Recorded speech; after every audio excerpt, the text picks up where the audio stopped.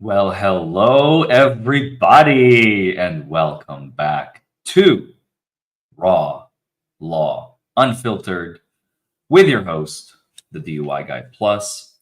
Today, folks, we're starting a little bit early. It is 7:45, 7:46 on the East Coast.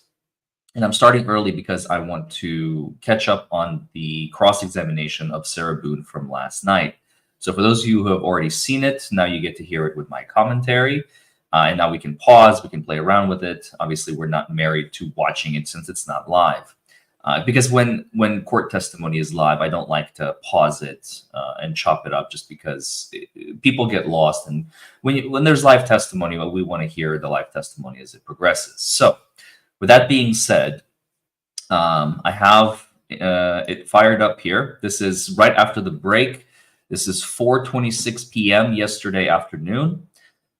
Sarah Boone is still on the witness stand. This is still on direct examination. They just took a quick break, and now she is back on the stand. So let's watch. Raised. All right. With that, Mr. Owens, you may continue your inquiry, sir. Just based on court statements, identification A, I'd like to, this is one of the photographs that we introduced. Is this through to your ear? Yes.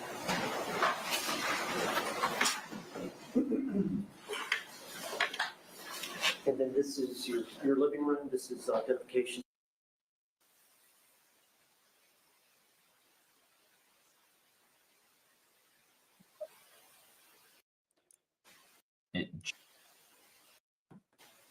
I said this last night.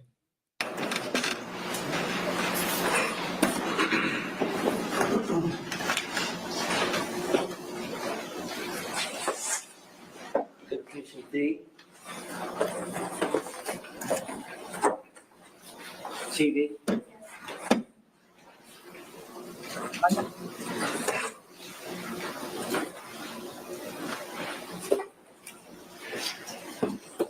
Identification E. That's your arm. Yes.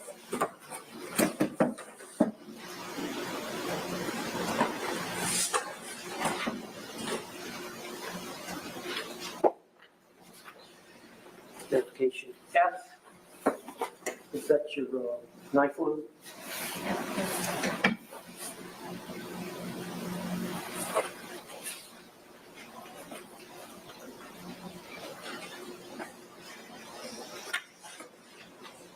Identification G. Is this the That's- curtain rod? Yes. That's literally the question I have been asking Power of the P. We'll see. I don't think she does.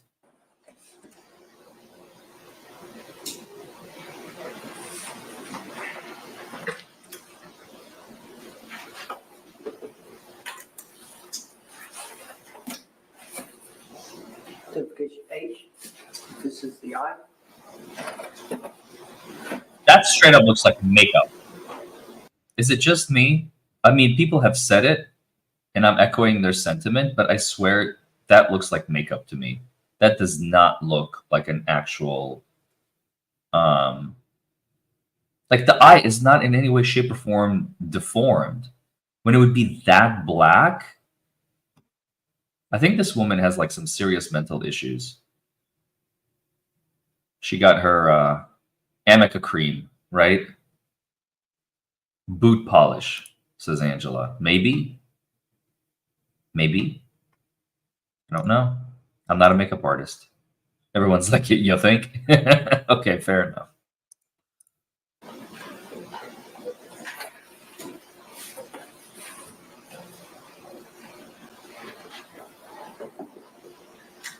Identification I.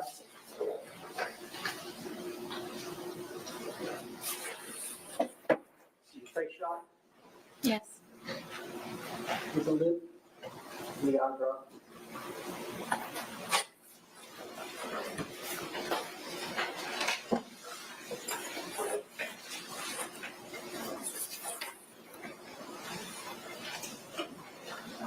Identification B. And this is the back patio of the dog. Yes.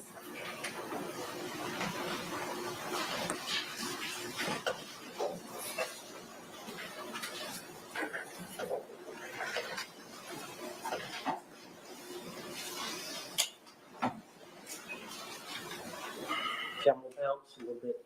It's been.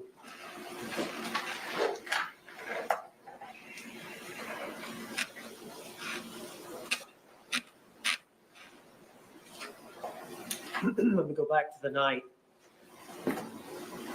earlier in the evening when I think y'all may have been out on the back patio and you had suggested to George to call the children, but then did he call his brother or his brother called George? Do you remember? George called his brother. Okay. And you made a statement about tell him something. Explain that to the jury. I told him to tell his brother about you choking me the other day. This is a separate choking incident. We had been drinking, and I wanted George to tell him, but he didn't tell him, so I said it in the background, so he would be aware. What did you tell him? Tell him why you choked me, or that you choked me. Now,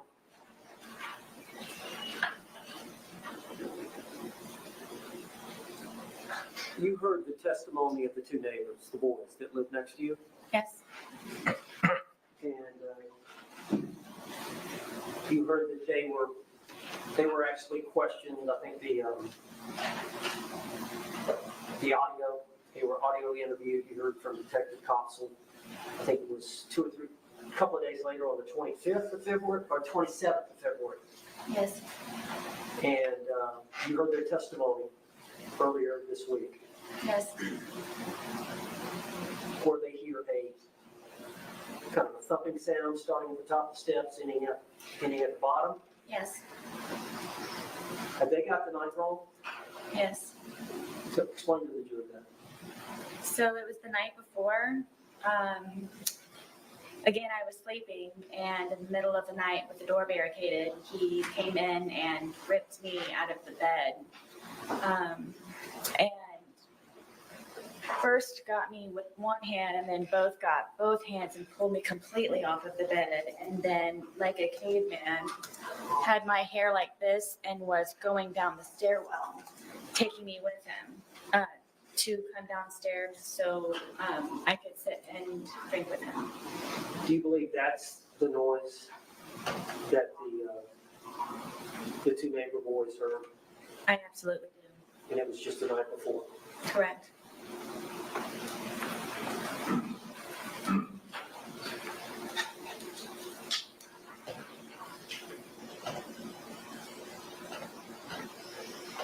Now, some of the time when this abuse occurred, you called the police. Yes, And other times the police were not called. correct. I want to refer to you the first time, I believe, you mentioned the 911 call. I believe that was July 25th of 2018. Yes, And that was the incident in which Georgia kicked you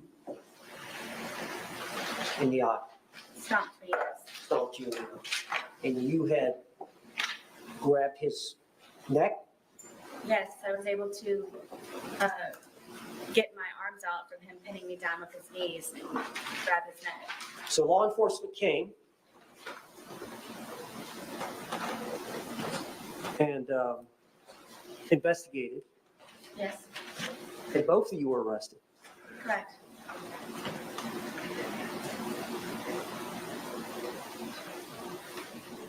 Do you recall asking the officer when you were arrested, why am I being arrested? Many times, yes. Do you recall asking the officer, why am I being arrested? Yes,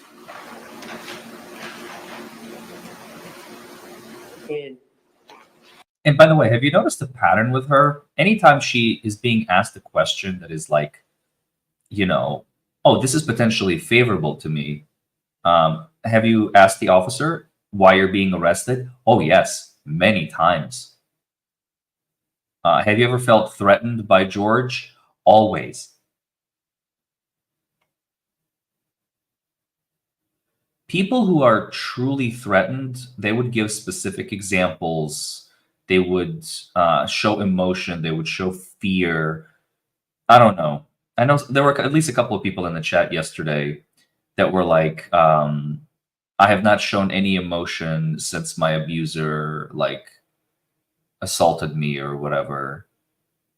I mean, it is possible. I can understand stoicism, but when you're talking about it in a room full of people, the body relives that emotion. The body relives that feeling, and it's going to create some sort of physical manifestation. At least I think so. So when people are saying I haven't shown any emotion, well, you haven't told your story to 6 strangers on a jury. In this case, we actually have 14 with the 8 alternates, plus a couple of lawyers, plus a judge, a clerk, a court reporter. I mean, you have like 30 people plus the audience. You might have 50, 60 people in this room, and you are telling a story to an audience. You're going to relive that trauma. You're going to relive that pain. You're going to relive those feelings of fear. And it's going to have a physical manifestation. It's going to be involuntary, is what I'm getting at. It's going to be completely involuntary. You're just gonna, your eyebrows are gonna furrow, and you're going to maybe like cry. You're going to pause. You're gonna you're gonna choke up, because it's going to, you're going to be taken back to that moment, if it was truly a moment where you felt fear, where you felt that same emotion. That same emotion will be revisiting you. It'll be revisiting your body. Your nervous system is going to get strained. But if you're the aggressor, like Amber Heard, for example, you guys keep mentioning her in the chat. If you're the aggressor, if you're the one who actually started the fight, and maybe not even partly at fault, maybe even the instigator of the interaction, and then it ends in trauma, like physical damage to your body, your face, etc. Well, then you're not going to have manifestations of fear, or your nervous system is just going to be like, "Ooh, I remember that. That was fun," So, unless you have a processing disorder, absolutely, I agree. So the defense better put on an expert to show that, by the way, Sarah Boone did not elicit any emotion in yesterday's testimony, because she has a processing disorder. I'm hoping and I'm anticipating some sort of expert that is going to explain, she's got Asperger's, or she's got some sort of autism. She's on the spectrum. So why you didn't see her physically react like you would expect from a normal person. I say normal. That's such a horrible way to phrase it. From a person with a normalized nervous system. Let's just put it that way. Someone who experiences events like the majority of the human population. Let's just put it that way. Because what is normal anymore anyway? So, yeah, there's a lot here, and we'll see what kind of experts the defense is going to put on today. People are saying that she's blinking too much. I remember that from yesterday. I'm not sure if, like, when it's a well-known fact, but can we attribute it to her? I don't know yet. I think so. I think we can, but you got to be careful. You got to be careful. No, the state is done. The state is done. Sarah Boone took the stand, and now the defense are going to put on their experts starting today, and I believe tomorrow, they said.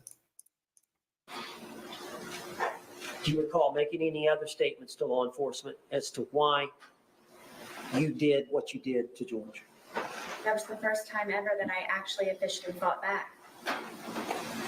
Did you tell the officer that you were fighting back? Yes, because I was in complete shock that I was getting arrested because of it.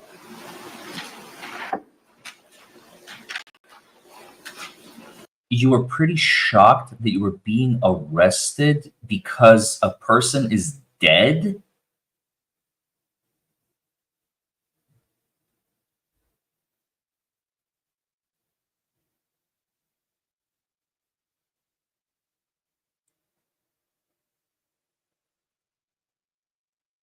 I can't process this statement.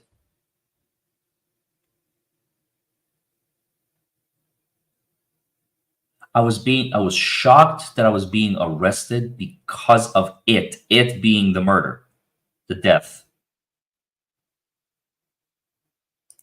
Okay, lady. This is your time to shine.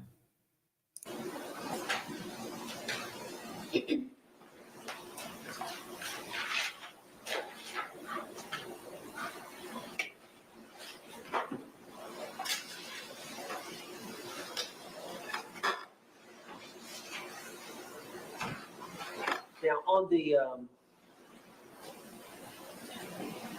2-minute video, the suitcase video, you mentioned to him, I think you said something, I can't breathe. He said, I can't breathe. And you said, that's how I feel when you're choking me. Were you referring to an isolated incident of the night before, 2 nights before, or whatever? Or were you referring to in general? In general, the more than 2 or 3, 4 times that he had done it. Okay. And then the point about cheating, he didn't physically cheat on you. No, he did not. Okay. And just, I don't want to go into a lot of detail, but what are you referring to there? George was, I believe, addicted to pornography, and a lot of that would be found on my phone from him supposedly wanting to call up job interviews. And as a solution, I sat him down and I explained to him, to me, that's you visualizing yourself with someone else, or at least having a pleasurable moment with someone else or watching other people. And Whoa, hold on, pause. Watching pornography is now cheating? Well, shit, we better wake up Chandler and tell her that I cheat on her. What the fuck? Are you joking me? Who doesn't watch pornography? That is like a staple of life.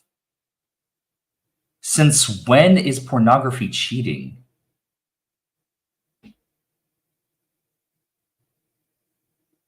Is this a joke? I'm sorry. I'm old fashioned. Maybe I don't know. Maybe I remember. Oh God, I remember reading an article one time when this person was writing an article about micro cheating or something like that. It's like when you just have a brief thought of someone else in your head. And it's like, oh my God, now I've cheated on my spouse or some stupid. I'm like, oh dear mother of God, like how far we've come as a society. You must be so bored to write that kind of article. Well, if you're keeping it from your significant other,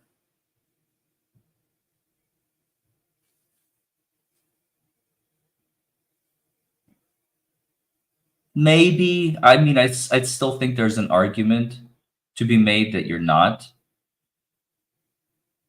But that's closer, sure, if you're keeping. But if she knew, she obviously knew, so he wasn't keeping it from her, or he was keeping it from her and she found out behind his back.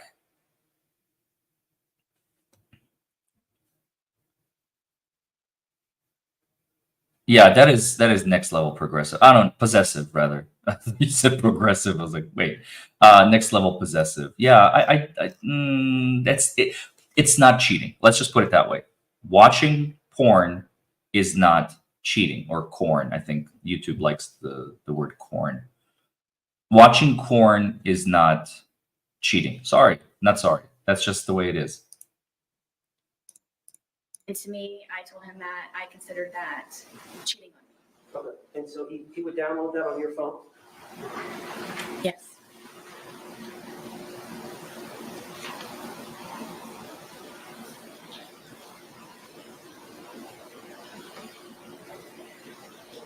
How did you stay? You got to tell the jury. As anyone who has ever been in love, or when you love someone, or primarily someone or something, you go above and beyond, and you tolerate and you endure and you persevere, and you try to make that person as spectacular as you possibly can, no matter the sacrifice that you may have to go through to serve someone else in a positive light, so they can be better people for themselves, and to just make them a happier person. And love is very strong, and love is very deep, and love, I believe, is not fully understood in a lot of ways. For What is she rambling about? to it, and I very much, deeply, and passionately love George. I love him to this day. Did you not want to be alone? At the beginning, through my divorce, it was very nice to have him around, and he was a man to me, and I felt protected, and he's very nice, and as lame as it sounds, he used to compliment me, and it made my day. So, yes. During that period of time when you first started seeing George, would it be fair to say that you had low self-esteem? Yes. That was the first honest answer she has given, probably her entire cross-examination. Did you see how the eyes just widened? Do you feel it would be fair to say that you had low self-esteem? Oh, yes. Her brain finally woke up. Like, oh, we get to tell the truth for once.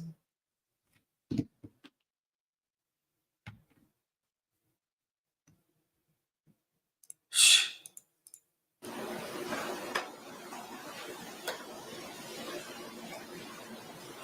Now, we talked about this previous arrest where you told the officer you were fighting back and you got arrested.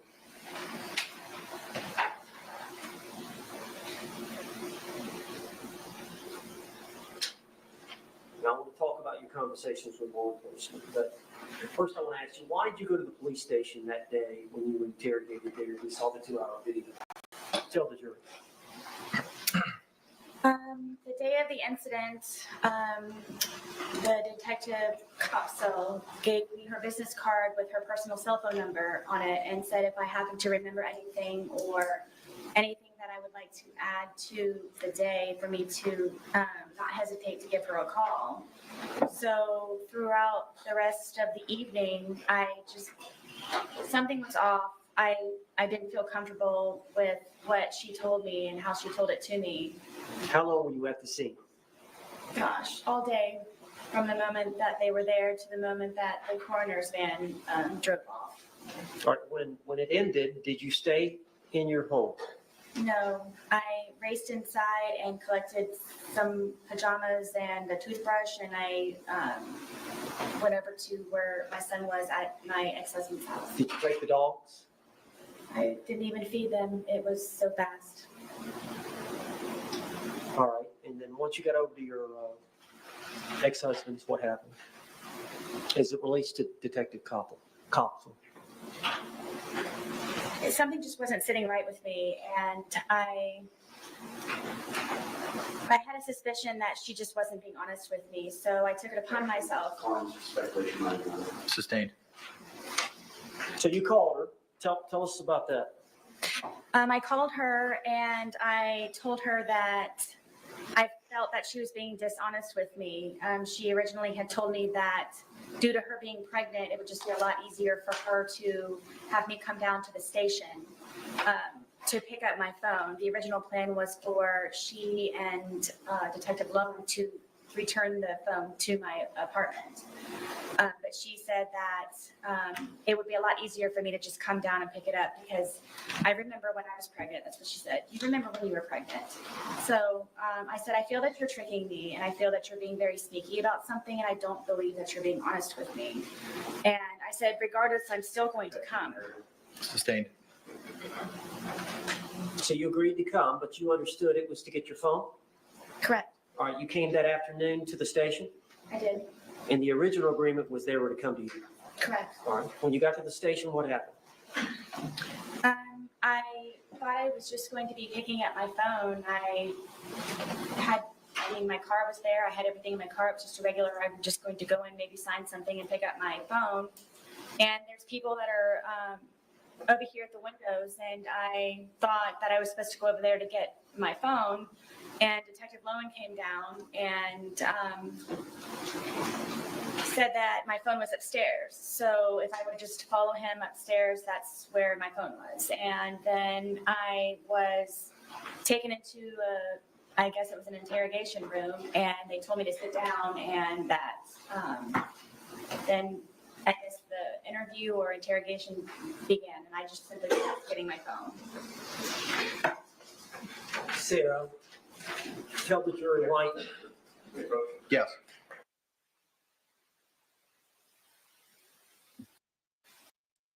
I'm just gonna skip. I lied to the police. Here we go. Ms. Boone, tell the jury why you lied to the police. I lied to the police. Basically everyone, because I was extremely fearful of being arrested. I made the first attempt of me calling 911 by telling them what happened, and I thought they were going to help me, but instead I was arrested for calling 911. So you made the decision to lie. I did. Did you stay with that lie? I did. Are you telling the truth today? I am. Now, let me take you back to the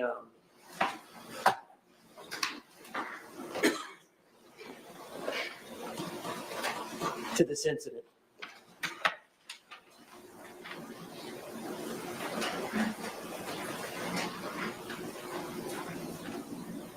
Is it fair to say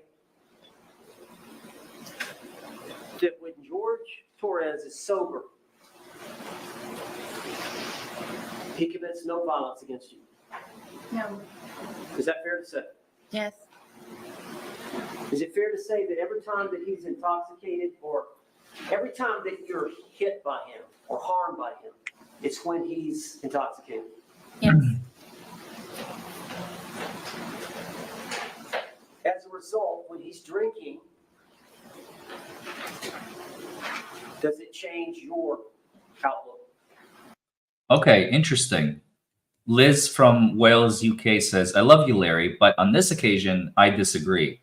I have been abused and given evidence in court, and I can tell you that I kept my head up high because now, as soon as I go to the bathroom, as soon as I got to the bathroom, I lost it. Okay, so here we have a prime example of someone who is saying that they have been abused and they had to give courtroom testimony, but they were proud while they were on the stand. And I don't say proud as in proud of the abuse. I mean, they were proud as in proud that they finally got a chance to tell their tale, I imagine. And, you know, you were stoic on the witness stand. You were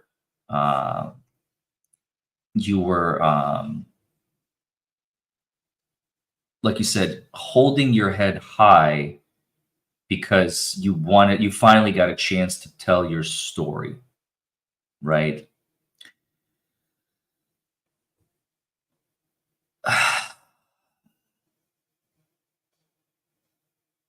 If she gets back to her table after this, and breaks down, that would be kind of the equivalent, right?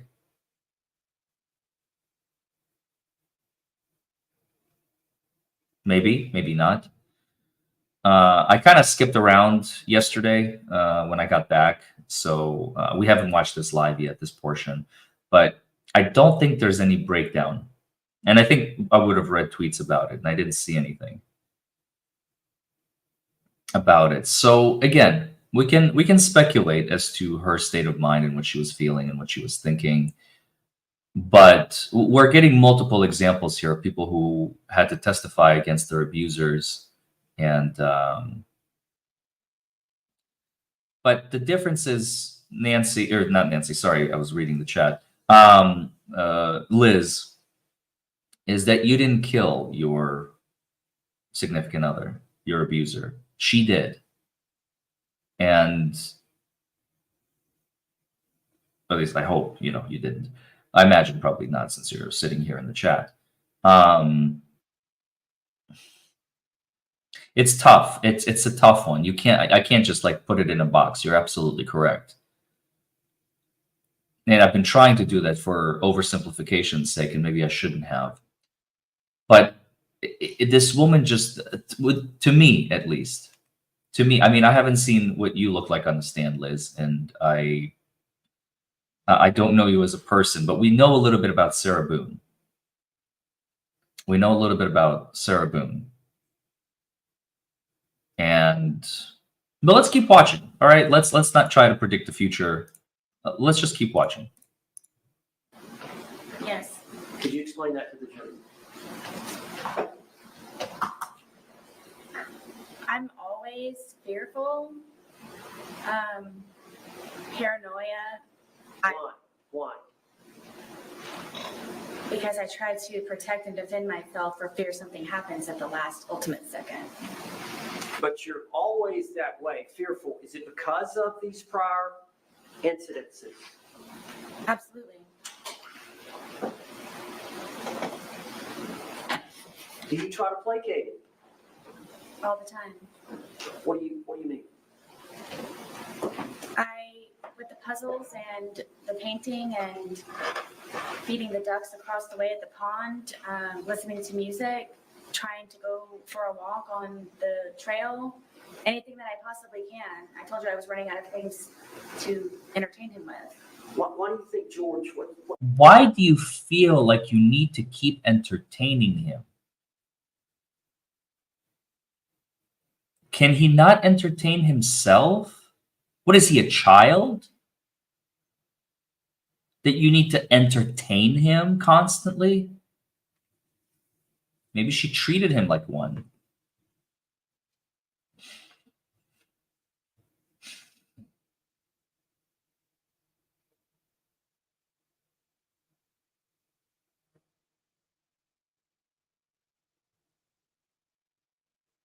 She sounds very controlling.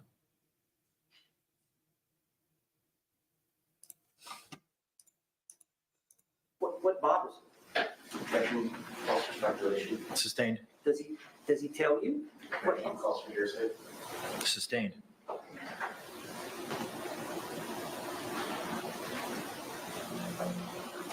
As a result of how he behaves towards you in that intoxicated state, how were you feeling the night of this event? Objection has been answered. Overruled.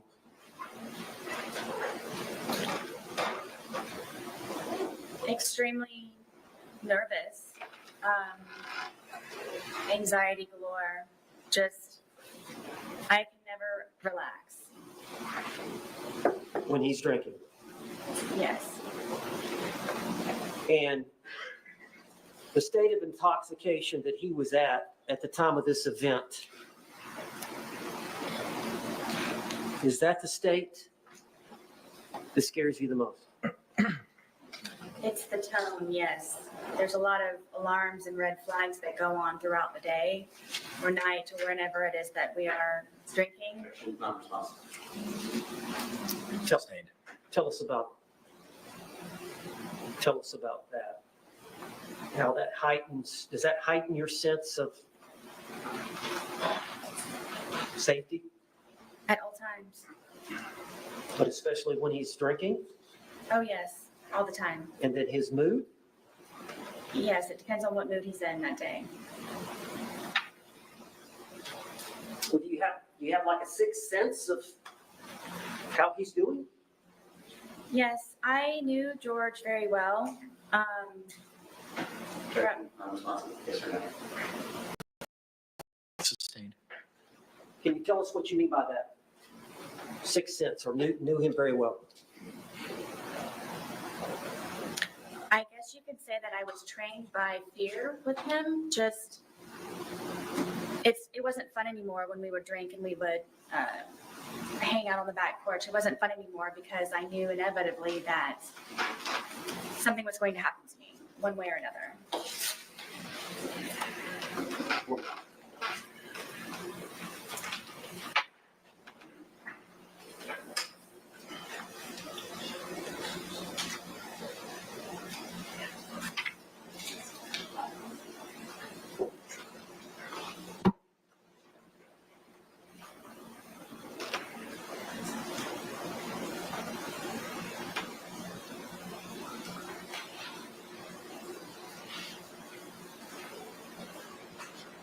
Ms. Boone, you know, those bruises that we saw of him, they look pretty deep.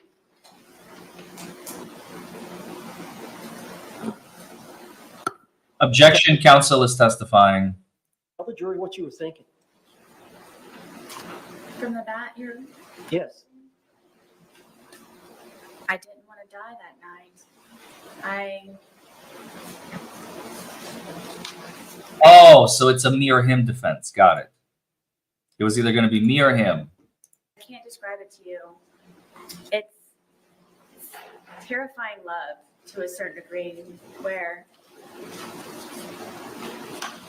my plan was to show him the next day and just, I wanted him to be better and treat me nicer and be the person that he was when I originally met him. And I knew that was in him still. I knew that. So I punished him by not letting him out of the suitcase overnight. And she keeps saying, I knew that was in him still. How can you know? Unless you are projecting your own thoughts and feelings onto the person. That's called delusion. That is called delusion. I mean, look, it's okay to like see the best in someone. I'm that kind of person. When I see everyone, I see like their true potential. It's a gift. Maybe she possesses it too. I don't know. But when you really think about it, you have to recognize it, understand that it's not reality, and try and work within the realm of existence, not the realm of fantasy, the realm of conjecture, the realm of what coulda, shoulda, would be in the future. But if she sees him as her child,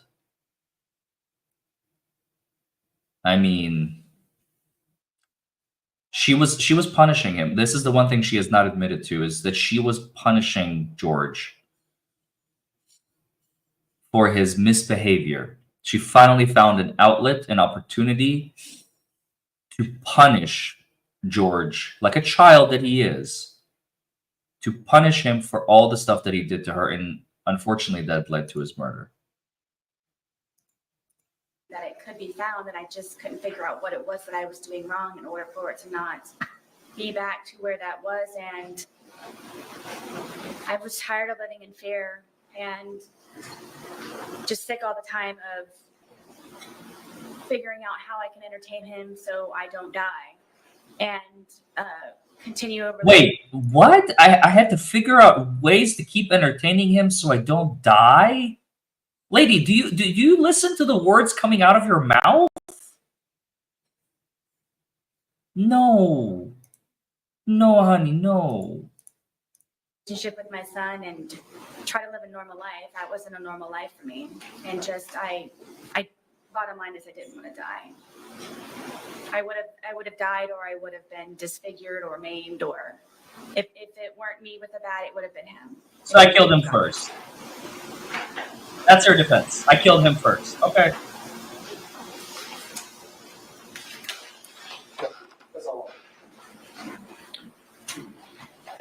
examination. All right. Let's see what you got, Mr. Prosecutor. Did George know somebody named Crystal?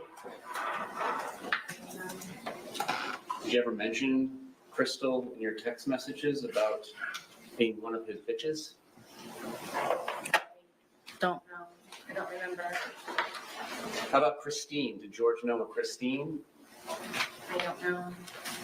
How about a Pamela Erickson? These may have been people that he was communicating with on whatever the platform was. On your phone?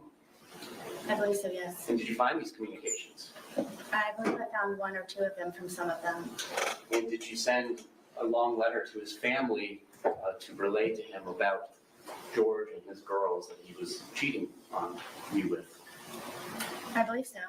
Okay, so you do know those names, right? I don't remember them. It's been however long. Okay. Now, on February 24th, 2020, you called 911 at about 1 p.m., correct? Yes. And at that point, you were still feeling a little intoxicated, were you not? It was more shock, but yes. So you agree that you previously stated, I was still, I believe, intoxicated to a degree? To a degree, yes. So 1 p.m., it's about 14 hours after 11 p.m. the night before, correct? I'm guessing so. Well, 12 hours prior would be 1 a.m., and then 12 a.m. is 13 hours, 11 p.m. is 14 hours, correct? Okay. And you were present here for the medical examiner, Dr. Zadovich, to testify, correct? Yes. And you heard her talk about all the effects of ethanol that it has on the human body, correct? Yes. And she also mentioned something that it, on average, dissipates at about 0.015 an hour. Do you recall that?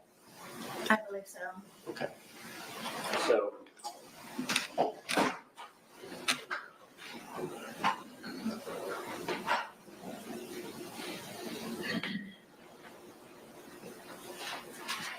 would it be fair to say that if you're still feeling the effects of the alcohol at 1 p.m., so it's 14 hours, 0.015, you were at approximately about a 0.21. Objection. Counsel is eliciting expert testimony. First of all, he's not an expert himself, nor is she an expert in this field. And 0.015, she may or may not. I mean, I would have said, no, I don't know, because it varies. It varies on the person's metabolism. I mean, come on. What is this? What is this? 11 p.m. the night before. Do you feel like you were 2.5 times the legal limit at that time? I don't know how you came to that number. Judge, I'm going to object. Finally, Approach. yeah, that's a straight up objection. You need an expert to do the math for you. You can't just grab a calculator and do some rough math. So you testified earlier that you all had about half of one of these bottles left from the night before, correct? Yes.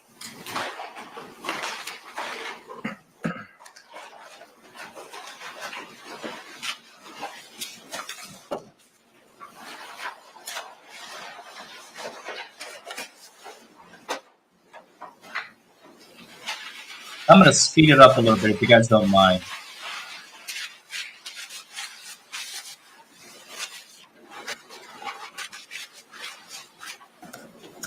And so would you agree that this is one of the 3 bottles that was purchased between February 22nd and the 2 that were purchased on February 23rd, 2020? I'm guessing it is like the bottle, yes. All right, and it's 1.5 liters. Would you agree? Yes.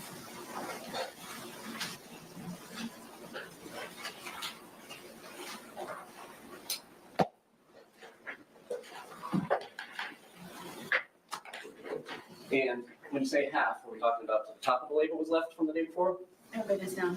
All right, a little less, halfway through the label? It's right about. Okay, about halfway through the label. So in addition to halfway through the label, which you began consuming after going to public at about 12:15, correct? Yeah. So you all would have began consuming around 12:30, is it fair to say, when you got back? I can't call exactly. And after finishing what you all had left over from Saturday, the two of you consumed 2 1.5 liter bottles, correct? I'm not sure about the second bottle that he purchased, if it was empty or not at the time. Well, you did mention that the police would find 2 empty bottles in the top of your trash, correct? Yes. And we did all see that in the photographs, correct? See that Two. they might be in the garbage, yes. All right, and you say you were about 100 pounds at the time? Yes. And we all know Mr. Torres was 103 pounds at the time of his death, correct? That's what I said. All right, so that's 3 liters of wine between 200 pounds split between 2 people over the course of a day, correct? Yes. And you testified today that you were intoxicated at the time that this occurred, the videos between 11 and 11:30 at night, correct? Yes, at some level, yes. Now, what does that mean to you? Previously, have you indicated that that means the room is spinning? Do you ever recall saying that? I do. So what was your level of intoxication at this point in time when the first video was filmed at 11:12 p.m.? Do you mean from lack of sleep or alcohol? From the alcohol. What was my level? What were you feeling? Did you have trouble with your balance? I was more tired than anything. Did you have trouble with your balance? I don't believe so. So you were able to flip a suitcase over with a 100-pound man in it, right? I mean, yes, it happened. Okay. How about your speech? Do you feel like your speech was slurred? Clearly, How about your inhibitions? Do you feel like you were doing things that you wouldn't do when you were sober? I wasn't thinking about that. Well, on reflection, do you feel like this is something you would have done when you were sober? Objection, speculation. I didn't know me and George. Is her lawyer asleep? I swear to God, is her lawyer asleep? Would you have done that if we change the circumstances and we change the facts and we change the situation, coulda, woulda, shoulda? Hello? Hello? Object, mofo. Wake up. Your client is being interrogated in front of the whole world. I'm just asking you, looking back on this, when he's in the suitcase and you're telling him how you feel, and then you wait 11 minutes and you film another 22 seconds and then you go upstairs, upon reflection, is that something you would have done and left him in there had you not been drinking? Objection. I don't Object, for God's sake. If I was scared, then it would be something. Okay. All right. Now, today you testified about the time frame between the 2 videos, correct? Yes. So you came down from the shower where you were hiding, correct? Yes. And as you're coming down the stairs, before you even get to the bottom of the stairs, you can kind of see over your shoulder or towards your right that he's trying to hide in the suitcase, correct? Yes. And the lid is down, but it's not closed, and you can tell he's hiding in there. It's not a great hiding spot just yet, right? Correct. And so you come over to him, and you're laughing, right? Yes. And you move the suitcase around some before zipping it shut, right? No. No? You immediately zip it shut? Yes. Okay. And you're both still laughing about it, correct? Correct. All right. And then it's during this course of time, how quickly is it after you zip it shut that you begin filming the first video? I don't know without watching it. I don't know. Okay, I mean, the video's not going to catch you zipping him up because you're like 10 feet away, right? How quickly after you zip him up is it before the video starts, is my question. I don't know. Okay. And then during that 9 minutes and 14 seconds is when he begins to get angry, correct? What 9 minutes? Between the 2 videos, there's 9 minutes and 14 seconds between the end of 1061 and the beginning of 1062 and 1063. So you got the 2-minute, 3-second video that starts at 11:12:45, correct? I guess. Permission to use state 17? You may.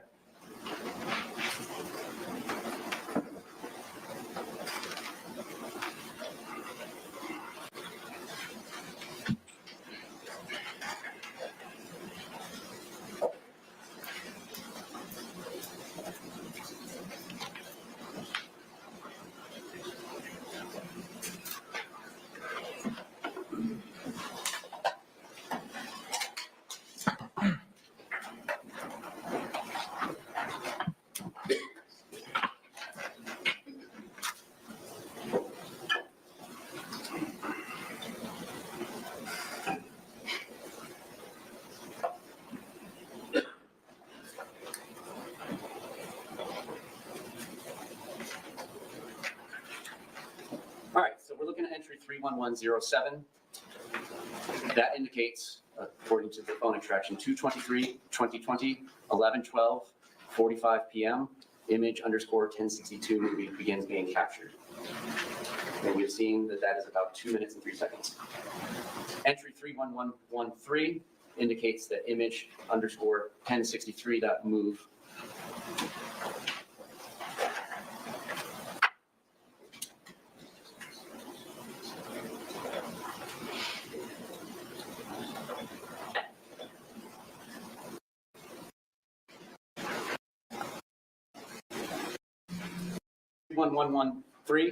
A second movie is captured at 11:23:03 p.m.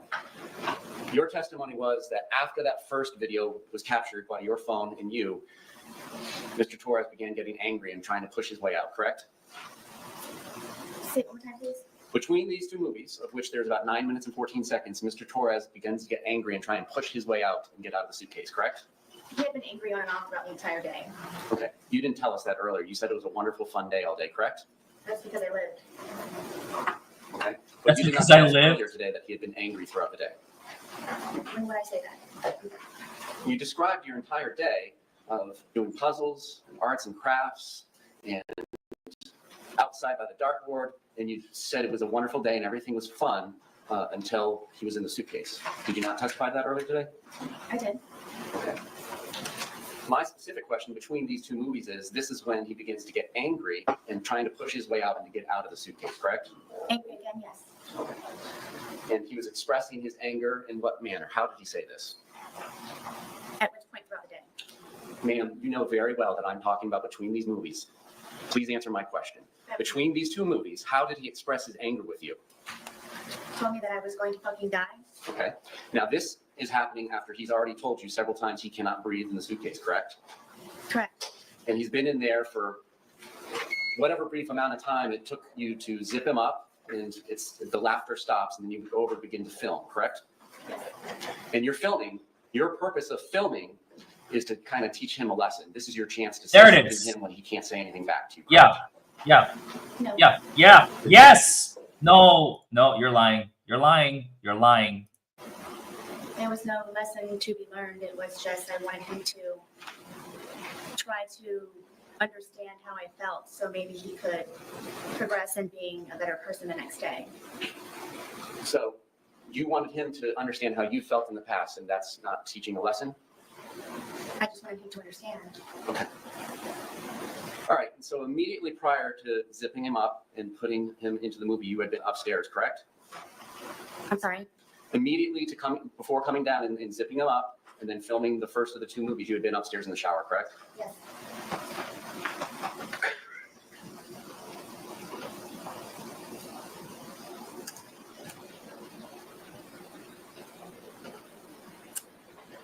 I'm going to publish what has been labeled as image _ 1061, which according to the timeline was captured at 11:03 p.m. 31 seconds with her device.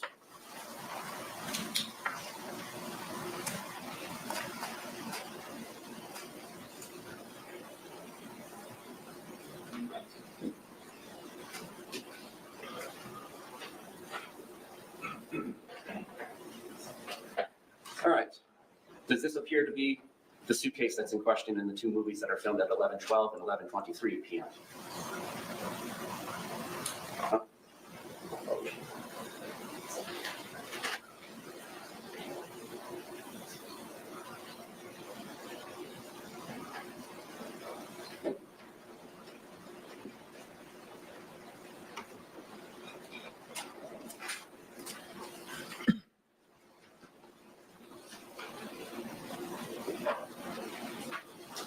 This is image 1061 taken at 11:03 p.m. 31 seconds. Does this appear to be the blue suitcase that's in the two videos that were captured at 11:12 and 11:23 p.m.?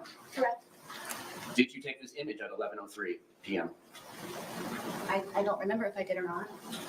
And again, we had, and by we I mean you and Mr. Torres, two 1.5 liters bottles of wine and plus whatever was left over from the day before, correct? Correct. So you don't remember taking this photograph? I don't. Do you remember whether or not Mr. Torres was in here? I don't remember taking the photo. Okay. So what is your memory of what happens between 11:03 p.m. and 31 seconds when that image is captured, and then when the movie starts at 11:12:45. What do you remember? I don't. Okay. Do you remember anything from that night? I do. You told the police on February 25th, 2020, when they first showed you the video, that you didn't remember taking that. You remember that? I do. And your testimony is you do remember taking that video, I do. but you don't remember taking that photograph 9 minutes prior. Correct. Is there something, did you have more to drink in those 9 minutes? I did not.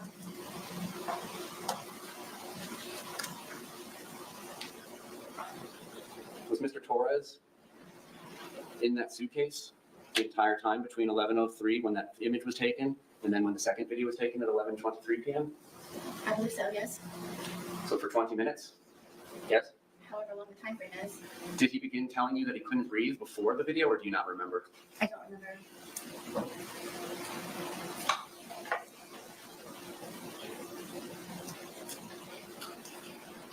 Now, you testified moments ago that your two neighbors must have misremembered which night the loud noise was, correct? Yes. And now you're telling us that you don't remember taking the photograph at 11:03 p.m., correct? Correct. Did the police come out to your townhouse on Sunday, February 23rd, 2020? Yes. I'm talking about Sunday. This is the Sunday fun day when we're going to Publix twice. Were the police out at your residence? No. It was the day after, Monday the 24th, correct? Yes. And that Monday morning, you called 911, well, Monday afternoon at about 1 p.m., correct? Yes. And between that time frame, you were the only person in your apartment plus Mr. Torres in the suitcase, correct? Yes. So if anything had been disturbed in your apartment, you had all the time that you wanted to undisturb them before calling 911, correct? If I wanted to. Okay. And you still, your testimony is there was no loud boom that shook the walls of your townhouse at about 11 p.m. the night of February 23rd, 2020, correct? Correct. To the best of your memory, correct? Correct.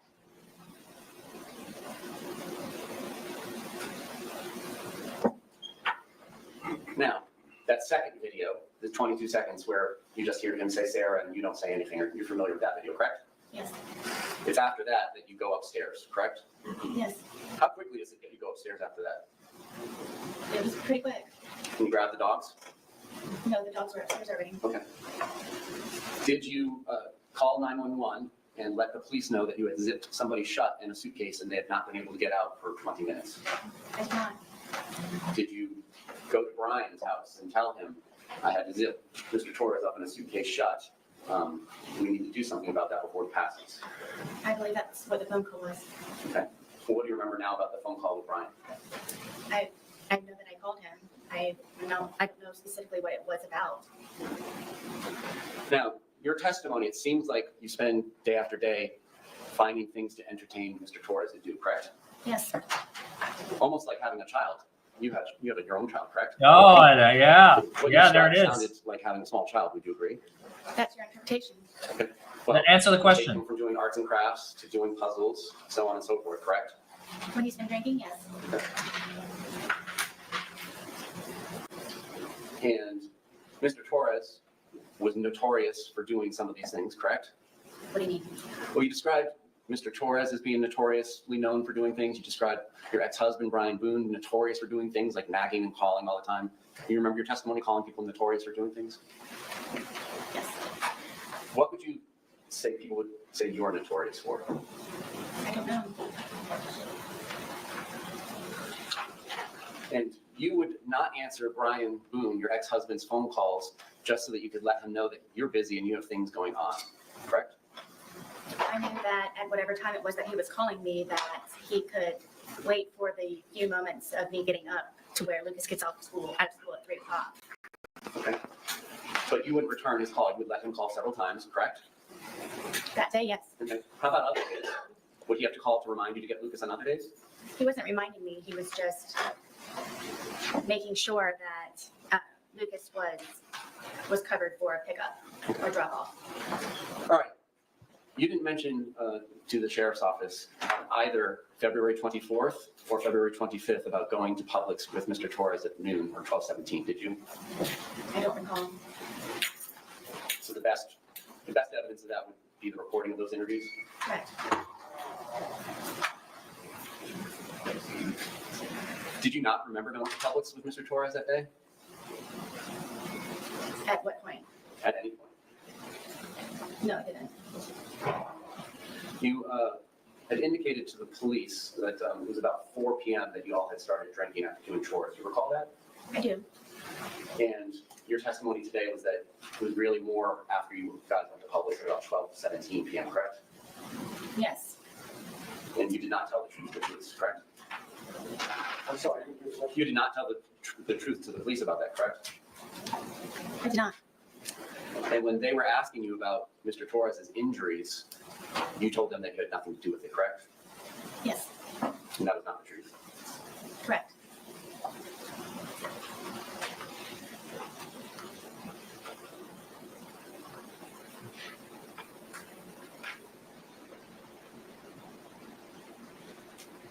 What did y'all have for breakfast on the 23rd?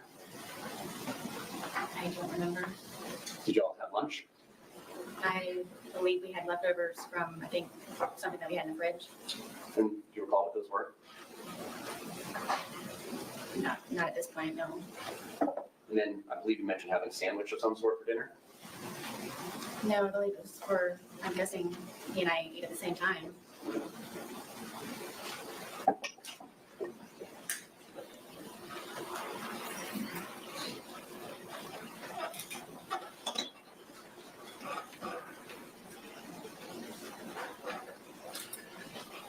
And at one point, Mr. Torres called his brother Juan, correct? And do you admit that you were yelling in the background, telling Mr. Torres to tell his brother that he had been joking you? I don't know if I was yelling. I know that he could hear me through the phone. So how long had that been going on that day? When did you start getting on Mr. Torres about joking you in the past? He and I had conversations about it because he didn't remember doing it to me. And the next day, and the day of. Is it fair to say that there are just points in time where you don't remember what you do either, correct? Are you talking about almost 5 years ago? I'm talking about from drinking. Is it fair to say that you don't often remember things that you did while you were drinking? I would not say often. Okay. In the course of your relationship with Mr. Torres, are there things you don't remember happening that happened the night before between you and him? I can't say that at this point. But you said that you don't remember taking that photograph at 11:03 p.m. on February 23rd, correct? Yes. Was there anything else that you were telling Mr. Torres that he needed to tell his brother? Not that I can recall. Was there anything you were telling him that he needed to tell his daughters? Not that I can recall.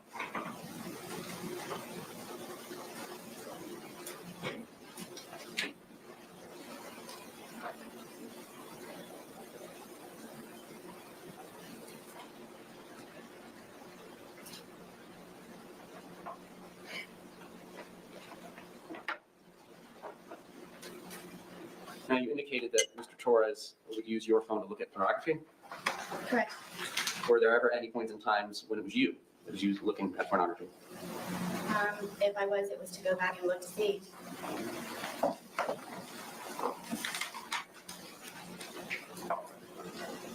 Did you ever threaten to get Mr. Torres arrested if he did not do what you wanted him to do? I wouldn't say threaten.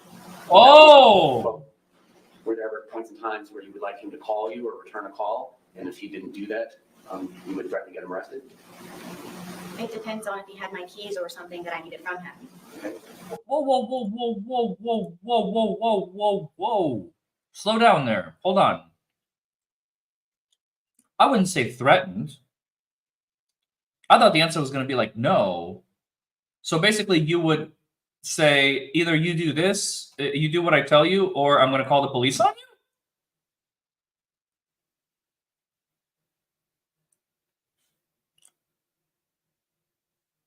Oh, let's listen. And it was your townhouse, correct? Mine, yes. Flush hours. Well, you- Oh, come on! Police. There's got to be more. I'm not sure what year it was, but I don't think he was actually removed from the lease. Okay. I think he was made a different type of tenant. And Did you change the locks so that they couldn't get back in at the points of times when you picked them out? I did sometimes. And then would you leave the key in the hiding spot that he was aware of? There were multiple hiding places. Okay. On any of the 911 calls, did you ever mention that Mr. Torres was aware of where you kept your keys and that's how you got back into the house? I didn't know I needed to. Okay. He would never break into my home. All right, it's your testimony that you did not push him down the stairs, correct? Yes. And in fact, it was him that dragged you down the stairs the night before, correct? Yes. Now, by dragged, did you leave your feet? Yes. And did you get scrapes on your knees or anywhere from the carpet? I'm not sure. I don't. Did you get any injuries, like bruises or abrasions or scrapes? I was missing a lot of my hair. Yes, that was on the stairwell. Okay. And you agree that you were photographed on February 24th when the police came out, correct? The day of the incident? Well, the afternoon after the incident. We're not sure when he passed. Yes. Some of those photographs showed ashtrays inside your house. I thought you said you guys couldn't smoke inside your house, We couldn't. but you did, right? Sometimes, yes. Can you agree you would go to the hospital and tell them things that were not true, correct? Yes. There were times where you would go to the hospital and leave without getting treatment, correct? Yes. And is it fair to say that you often had alcohol in your system when you were going to the hospital, correct? Sometimes.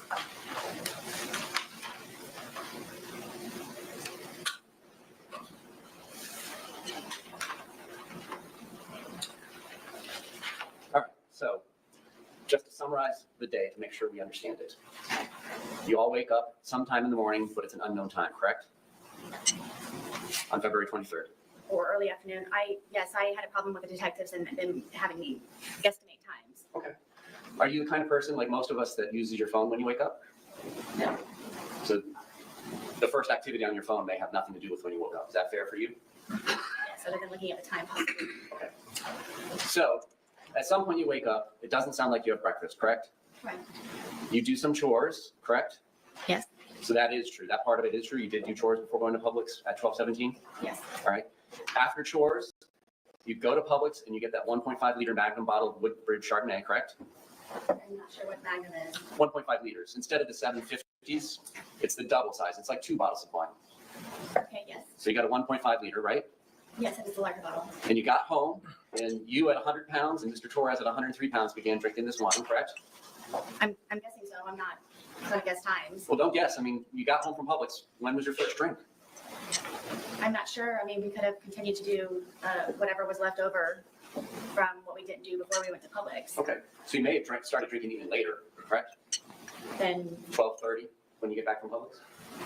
I don't know. Okay. Was it 1:30 or 2:30 when you began drinking? I don't know. Was it before any of the phone calls to the brothers and his daughters? Yes.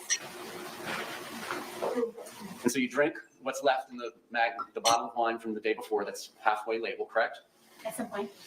And then you drink 1.5 liters of wine, and he goes out and gets another one on his own without your permission or suggestion about 5:30, correct? Correct.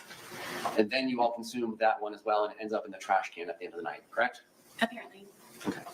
Apparently. At what point in the night does your memory tape stop? Because you described that it wasn't on at 11:03 p.m. when that photograph was taken. What's the last thing you actually do remember prior to these videos being made? I don't recall it at this point. I don't remember. All right, and so it ends in hide and seek after arts and puzzles, correct?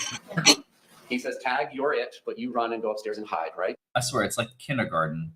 Arts and crafts, hide and seek, playing tag. Yes. So does that mean he's it and he's supposed to come find you? No. Oh. Just, So you both hide. no. Okay. How does this work? I don't know how to tell you. Okay. I was it, and I went and hid. I mean, my understanding of the rules of hide and seek is one person will be it, cover his or her eyes, and count to like 20, and then go find the person that's hiding. Is that your familiarity with the rules too, or do you guys have house rules? I understand how the Okay. hide and seek works. So explain to me, what was your expectation? You go up to the shower. Were you expecting him to come find you? I was.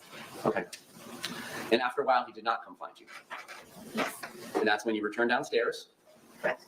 And because of the way your townhouse is set up, you can kind of see over where the suitcase is and that he's trying to hide in there, but it's not successfully hidden just yet. I mean, yes, you have to come down a good ways in order to be able to. Right. But you testified those before you got to the bottom. Yes. And then you come over there and thinking that it's funny, you zip them shut, correct? Yes, we both thought it was funny. Okay. Can the defendant stand down? Enter into the well? Yes. Yes. You go down? Deputy, could we release her into the well, please? Give me my-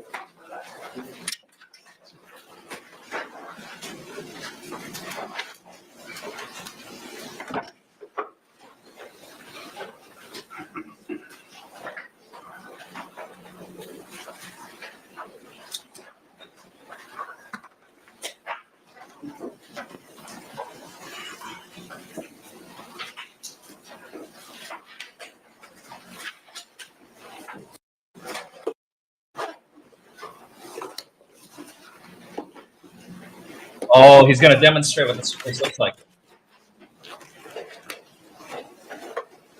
Oh, what a way to go! Oh my God. All right. Ms. Boone, can you demonstrate for the jury where Mr. Torres' head was and how his body was positioned in the suitcase, if you don't mind? His back was this way and his head was here. All right, and then is it fair to say his feet are kind of down here, which would be the front left corner from your perspective in the jury box? Yes. And then his knees are kind of tucked up towards his face. If I remember correctly, yes, that's the position. Okay. All right. Can you help me understand how it was that you zipped it shut?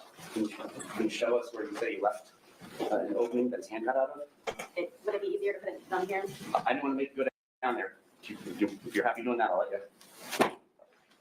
Hold on. Does she need to be wearing gloves? Yes.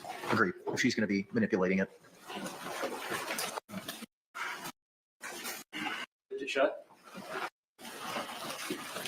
What do you want her to do? Just demonstrate how she zipped it shut. Okay, well, where's the paper clip? And do you remember what? Just what it was in?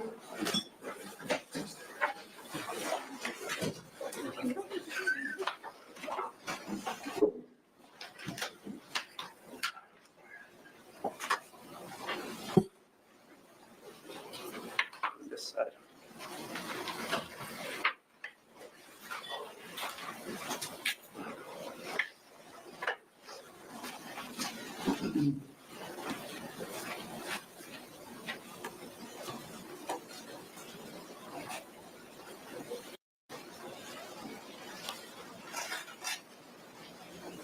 We're gonna have to pause it here, folks. Court is in session, I believe. This is this morning, 9 a.m. This is live.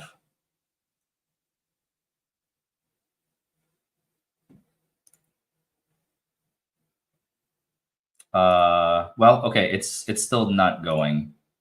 All right, we can switch back for now.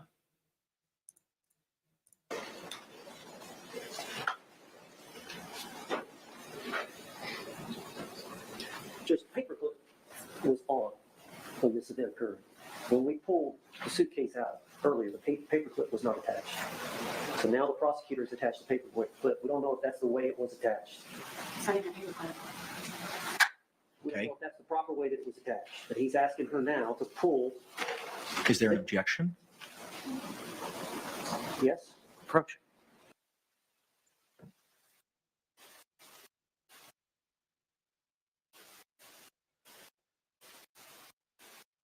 Paperclip.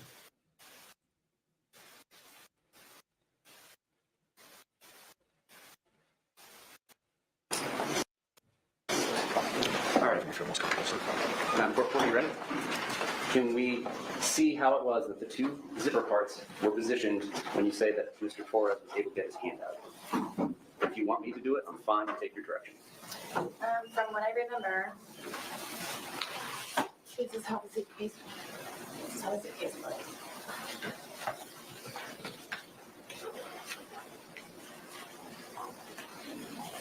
This was up here. This was not this hard either. So this was like here. Okay.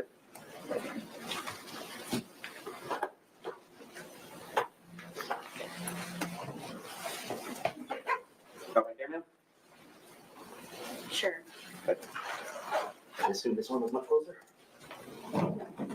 It's not over there? Where do we? You asked me where I zipped it. When you say that it was zipped shut, show us. Are you talking about how I zipped it or? When you're done zipping it shut and he's inside of it, where are the zipper components?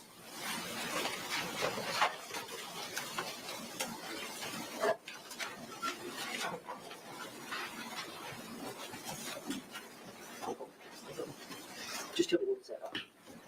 I mean, it was the corner. I mean, the corner was open. I mean, it's not. Yes, this one was on the image. Yes. From what I can remember.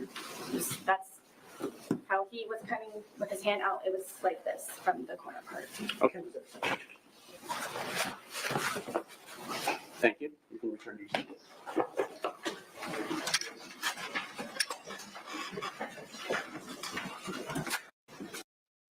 Of those. Did you ever change the position of those zippers once you put it in that position? I did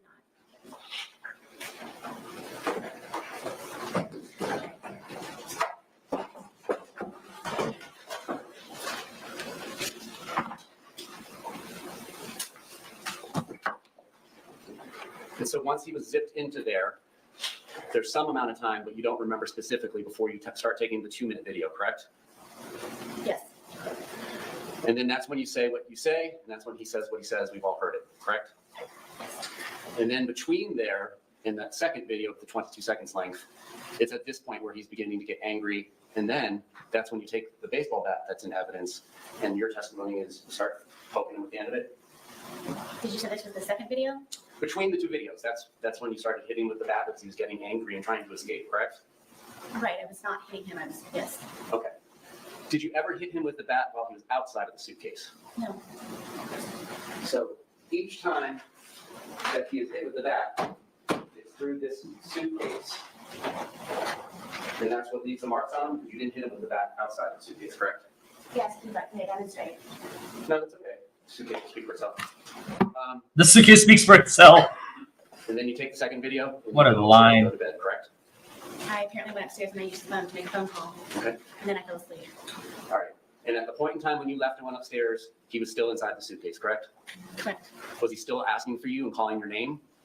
Not that I can recall. Did you say shh to him again? I don't remember. Did you tell him that this was his problem and it's on you again? I don't remember. Did you do anything to help him escape from the predicament that you zipped him up in? No. No other questions. Wow. Examination. That's it? I was hoping for more. Ms. Boone, he just asked you the question that you poked him and you didn't poke him. You poked, every time you poked him hard with the bat, he was inside the briefcase, The suitcase, yes. the suitcase. But you remember when he put his hand out, did you not hit him in the hand outside the suitcase? Yes. Okay. So that was the only time the bat touched Mr. Torres's body outside the suitcase, Yes. was when you hit him with a hand. But all the other injuries were with you poking him pretty hard. I mean, you bruised your hand, correct? Doing that. Thank you. Ma'am, you can return to counsel's table. Wow, that's it? Just a moment. Let me get her situated at table, and then we can approach.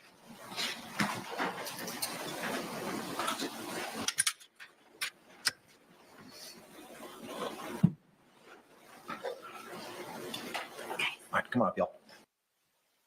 Wow. I was hoping for so much more.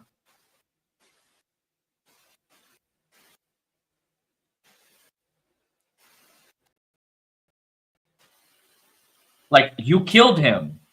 Yes, I mean, just a simple question. Just to remind the jury, you killed him.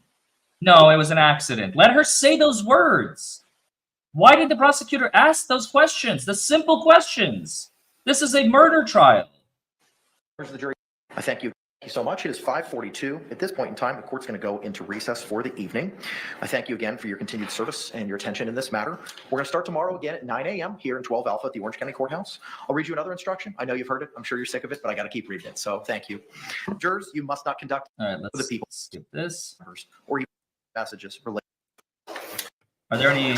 What it is, Here we go. unfortunately, they have not yet been addressed. With regard to these medical records, the court previously today had required by 5 p.m. to address those. Unfortunately, they have not yet been addressed. It is imperative that the state knows what it is we're culling down or redacting. And I understand that you may want to be seeking those in evidence maybe tomorrow. And the state needs to be advised as to what it is that you're seeking to utilize. So where are we in figuring that out? Can I have 1 minute with client? Yes, sir.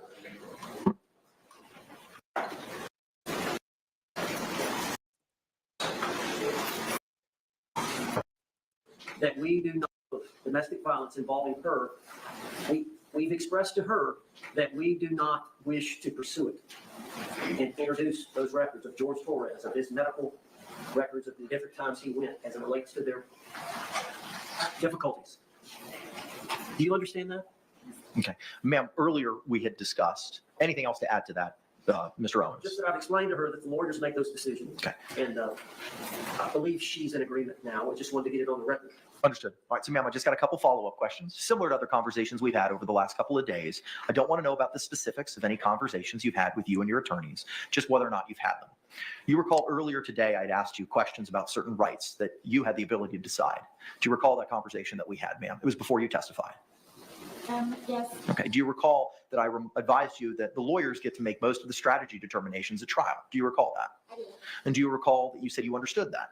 Yes, And do you also recall that I advised you of certain rights that you have? Do you recall that? I do. And one of those rights was the right to testify or remain silent. Do you recall that? Yes. And did you understand that? Yes. So this decision is a trial decision as to whether or not there's certain evidence that your lawyers are going to seek to utilize in your defense. Do you understand that? Yes. Do you understand that they're exercising that trial strategy at this time not to pursue those medical records? I do. Okay. Do you have any questions about that? I don't. Are you on board with that strategy? I am.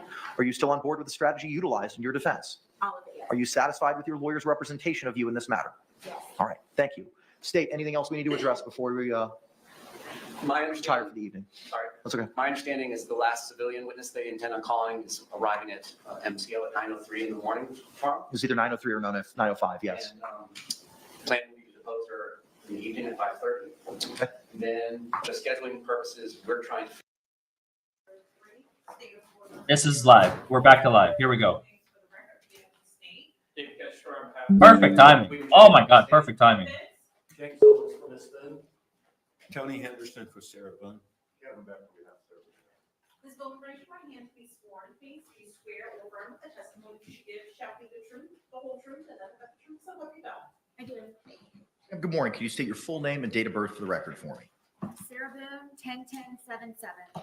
Ms. Boone is seated at counsel's table wearing a dark gray suit jacket and a maroon blouse. She is in custody. However, she's not in any restraints. So we will be continuing to stand as our jury enters and exits. State, are there any housekeeping matters we need to address this morning before we bring in our panel? Defense. Judge, I don't know if you got an email last night of the potential witnesses we're going to call. In addition to the one I received this morning. Yes, sir. Dr. Harper didn't get in last night after midnight. She was over at hotel, but in addition, we may recall the phone extraction expert. She's not on the list. Okay, understood. All right. Are we ready to bring in our panel? Yes. Okay. All right, very good. Let's go ahead and stand and bring in our panel.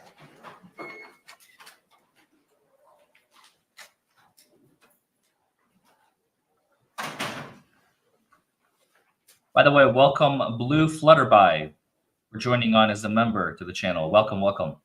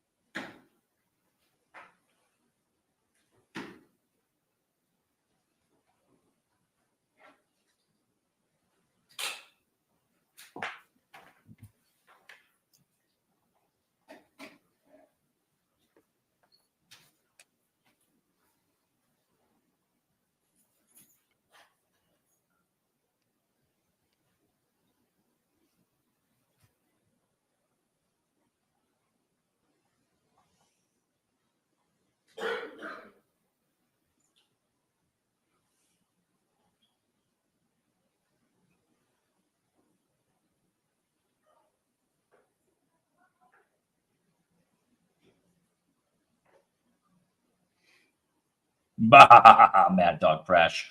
Don't reveal the secrets of YouTube.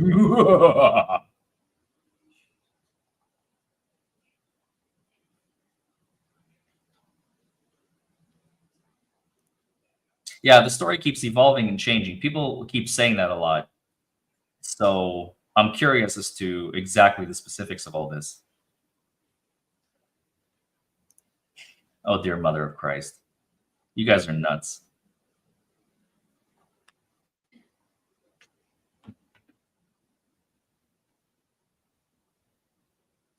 Yeah, I left early, Lady Autumn Sky. I had to leave like 4:30 or something, right before that second break after lunch, or the first break after lunch.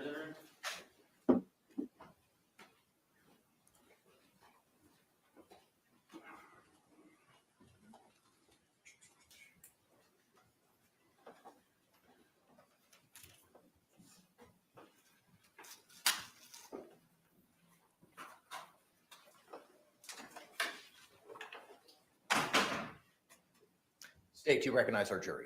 Yes, Your Honor. Defense, do you recognize our jury? Yes. All right, everyone can be seated.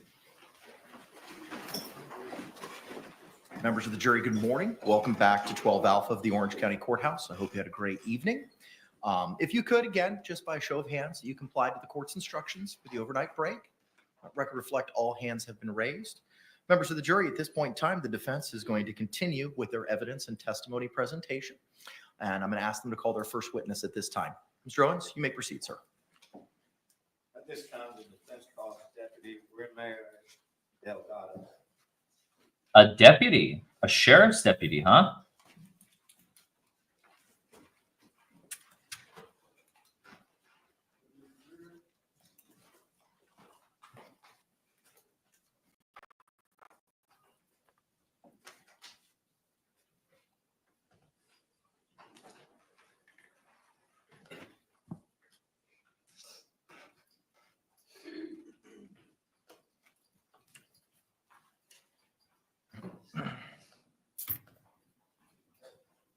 Please swear or affirm that the testimony you give shall be the truth, the whole truth, and nothing but the truth, so help you God.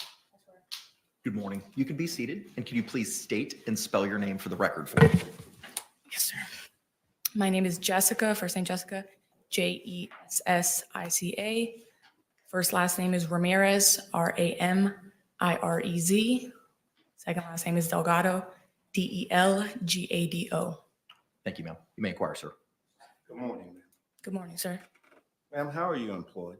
I am a reserve deputy with the Orange County Sheriff's Office, And how long have you been employed with the sheriff? 7 years. Back on July the 25th of 2018, how were you employed at that time?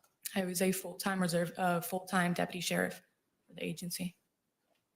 On that date, ma'am, did you have the occasion due to your duties to report or to go to 4748 France Lane, apartment number 3? Yes, sir. Do you recall what you were going there for? The purpose? Yes, sir. I was a backup deputy for a call involving a male kicking a female in the face. So it came out as a domestic call. Okay. And was it another officer who also responded? Yes, sir. He was the primary. Ma'am, while you were there, did you have contact with Sarah Boone? Yes, sir. While having contact with Miss Boone, were you able to observe any injuries? Yes, on sir. her person? Yes, sir. She had swelling and bruising in her right eye. And ma'am, were you able to make contact with Mr. Jorge Torres? Yes, sir. Were you able to notice any injuries on his person? Yes, sir. He had red markings and some abrasions around his neck. Ma'am, at a certain point in time, did you place Miss Boone under arrest? Yes, sir. I detained her and placed her in my vehicle. Ma'am, at that time, do you recall or remember Miss Boone asking you, "Why am I in trouble?" Yes, sir. And without saying what you said, but did you respond to her? Yes, sir. After that, ma'am, do you remember Miss Boone asking you why? Because I fucking fought back. Yes, sir.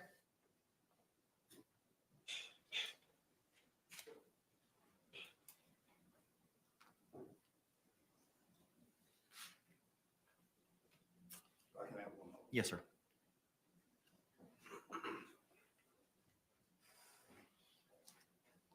No further questions. Thank you. Any cross-examination?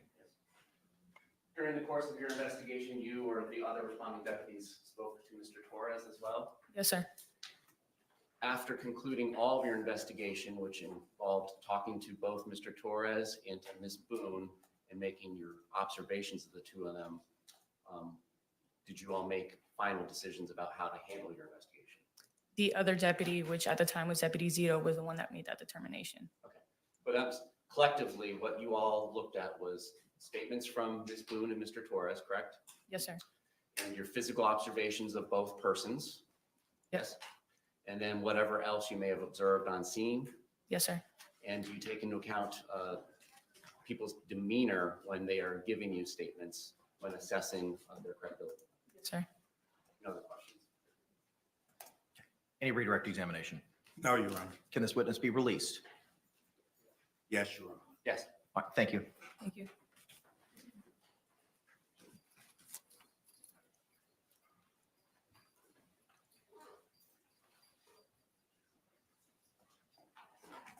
Defense, call your next witness. At this time, the defense calls Deputy John Alden.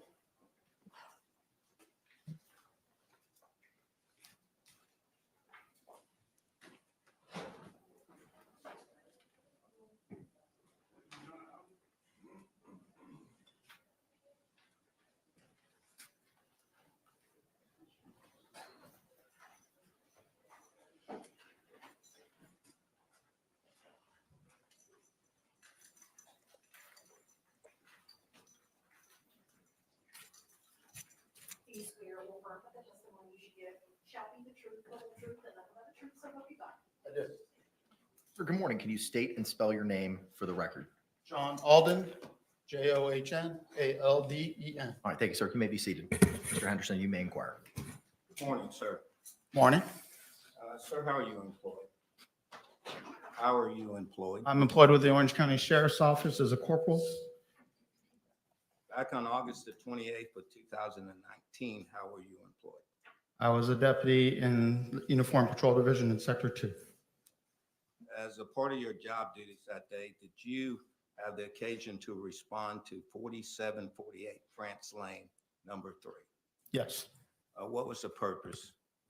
There ended up being a battery call. And sir, were you the lead officer on this case? Yes, Were there any other backup officers there with you? I believe so. Sir, on that date, August the 28th of 2019, did you come in contact with Sarah Boone? Yes, Sir, on that date, did you observe any injuries on Sarah Boone? I observed redness on the left side of her neck and what to be an old injury to her right eye. Sir, on August 28th of 2019, did you come in contact with Jorge Torres? Yes, And did you notice any injuries on Mr. Torres? yes, he had some redness on it by his left eye.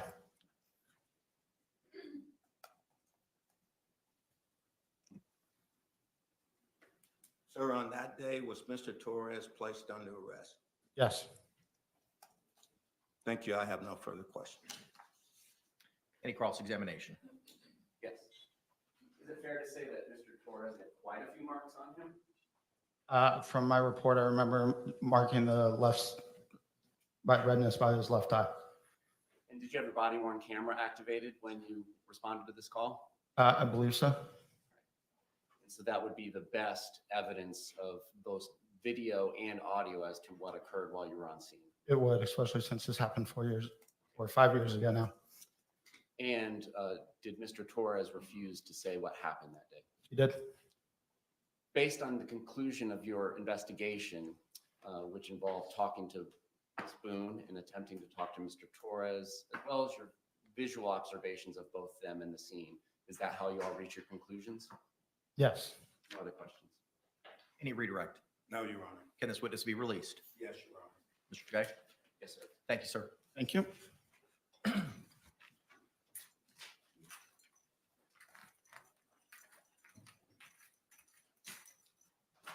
Defense, you can call your next witness.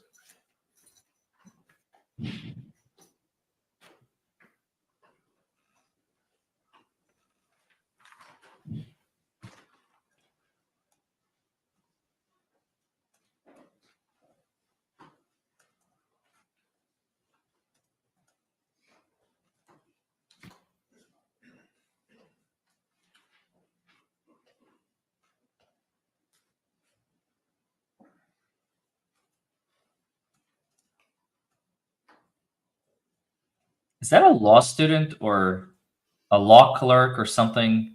This guy looks like he's just observing. They usually sit behind the judge. Yes, may we approach him? Yes. He seems young. I'm wondering if it's like somebody just shadowing the judge or whatever, or clerking for them or whatever. I was getting ready to skip. I can't skip because this is live. Damn it. It might be a law student. He's a law student. You guys know, confirmed. Mock trial student. It's very possible. I mean, what better way to learn trial work than by sitting at a trial? You know.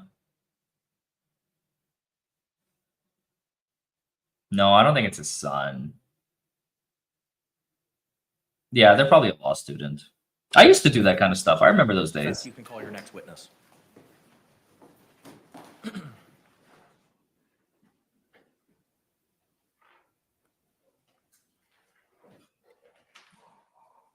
Judge, at this time, the defense calls Deputy Cosper. Or detective, excuse me. Maybe the judge should give the law student a puzzle or play hide and seek. You know, to keep him entertained, because that's what you do.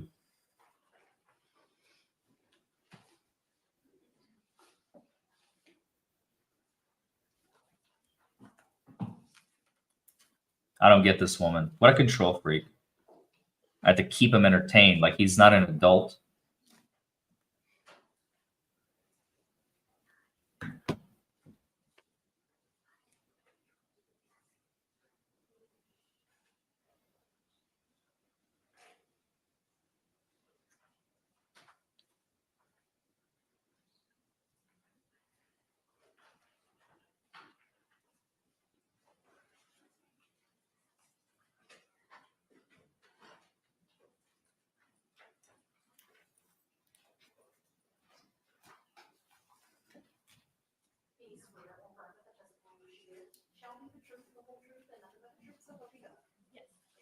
Good morning again. Could you state your full name and date of birth for the record? Or, I'm sorry, full name and spell it for us. It's Chelsea Kepsel, Chelsey. Last name is Koepes. Oh, she's back. All right, thank you. Counselor, you may inquire. Why is she back? Good morning, ma'am. Good morning.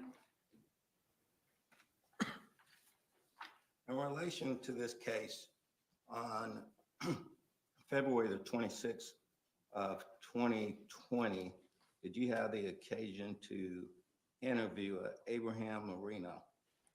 Yes, I did. Was that interview recorded, ma'am? Yes, it was. You remember as part of that interview that Mr. Marino tell you that he had contact with Sarah Boone on February the 24th of 2020. Are you asking the night of the incident when police were called out? Yes, the next morning. The day that we were called. That you were called out. Okay. The 24th. So yes, he did have contact with her, but it wasn't in the morning. It was while we were there. While you were there. Yes. What time did you get there? That's probably what's wrong. I got there around 14:20 hours, which would be 2:20 in the afternoon. So the afternoon on the 24th. No, it was later. I recall, I believe I was doing paperwork in my vehicle. So it would have been at some point during the investigation, but it wasn't, I didn't notice him until, I'm not sure if I noticed him until before or after Sarah was interviewed. All right. But to his interview part, the interview, did he tell you in the interview that he had contact with Miss Boone on that day? Yes, he did. Did he tell you at that time that Miss Boone had made a statement to him? Yes, he did. Do you remember what that statement was? I don't wish to quote what he stated. So I don't know the exact verbiage, but he basically replayed what, I'm not sure if he replayed what exactly occurred that day, but I do know he mentioned something about, she mentioned being dragged down the stairs a couple days prior.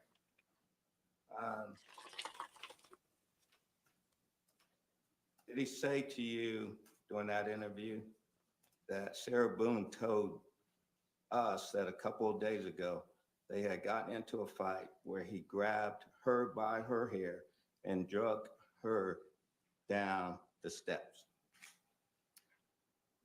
I would assume that he's reading my report, and that does sound similar to what my report should say. So this statement was given on the 27th of February. I'm sorry, the 26th of February. Would you Yes. agree with that? Yes, I would. Okay. The contact and the statement that Ms. Boone made to Mr. Moreno was on the 24th of February. Is that correct? Repeat the question, I'm sorry. When Mr. Moreno was saying that Ms. Boone came up to him and made this statement that we just talked about, Yes, that was on February the 24th. Is that correct? that is correct. So when she said a couple of days ago, that would have brought it back to February the 22nd. Is that correct? Potentially, yes.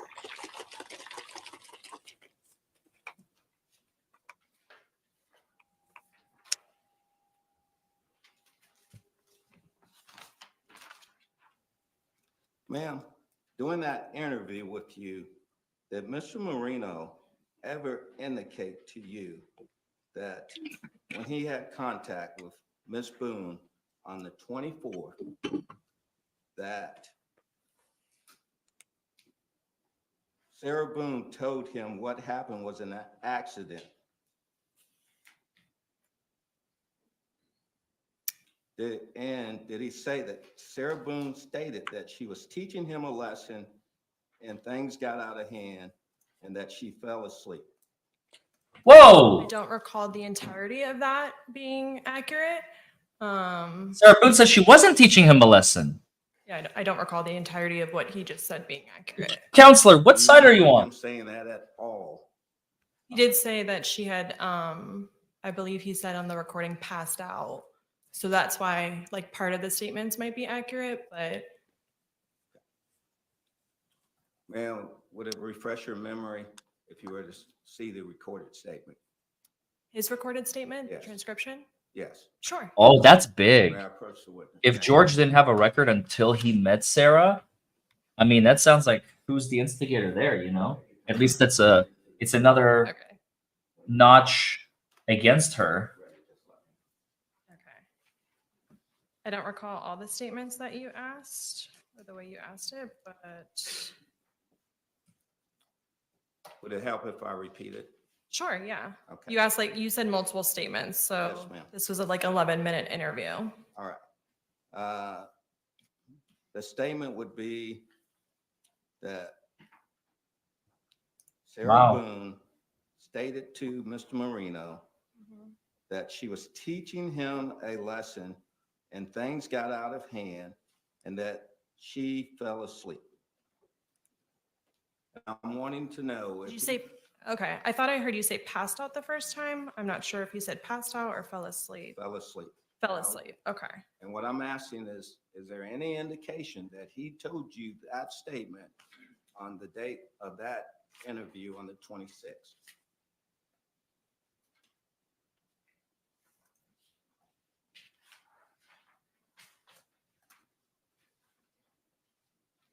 Sorry, I'm trying to go to the part where we talked about that. Yes, ma'am. Take your time.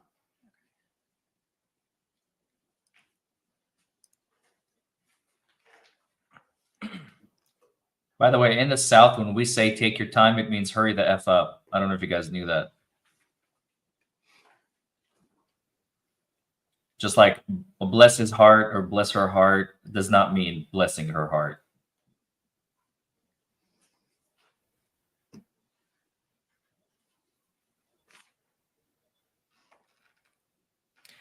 Okay, so like I had stated, there were certain things that I thought was accurate from your statement. He stated, do I just read exactly what it says? Do you need like the number next to it or anything? Yes, I have no problem with you reading what he said. Okay, then she, Approach. Yeah, when we say hello, we actually mean goodbye. I mean, the South is basically opposite day every day. No, not literally. Ma'am, you cannot read the statement at this time. okay. Thank you. You may continue, Mr. Henderson. He described, Hang on. Just wait for a question, so okay? sorry. It's okay. Yes, sorry. Ma'am, in any way Look at her face. in that interview, do you see reference to this statement that Sarah stated that she was teaching him a lesson and things got out of hand and that she fell asleep? No to the first two parts of your question. I heard passed out the first time you asked me this question, and that's why I said that part of it was accurate, because he did say that she passed out in his statement. That was what Sarah told him. Okay, did she say she was teaching him a lesson? Is that in there? No, And things got out of hand. Is that in there? no, I don't recall that. May I approach the witness? I see. Okay. Now I understand. All right. He's saying those things are not in there.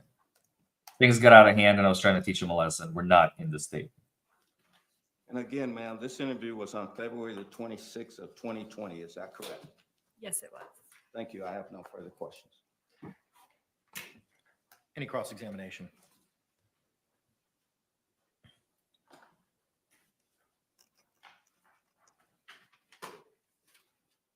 No other questions, Your Honor. All right, thank you. Can this witness be released? Yes, Your Honor. State? Yes, Your Honor. All right, thank you.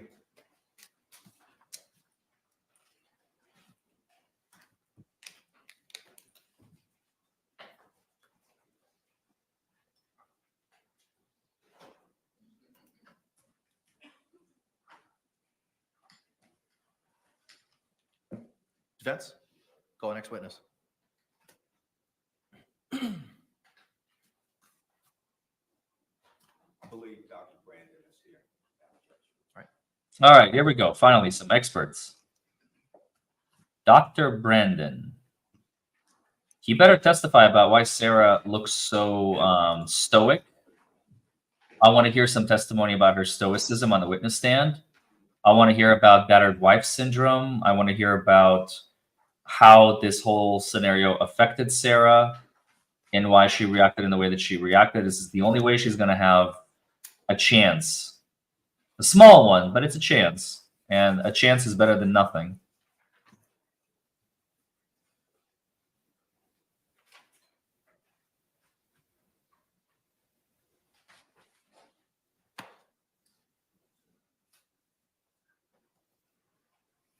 I'm really sorry to hear about that, Margaret. I hope you're doing okay. Judge, may we approach? Yes, sir. So what do you guys think? What kind of expert are we going to get first thing in the morning?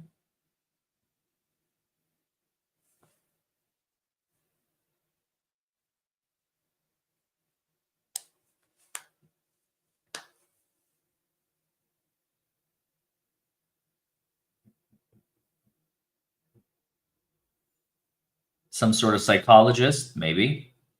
That's what I'm hoping for.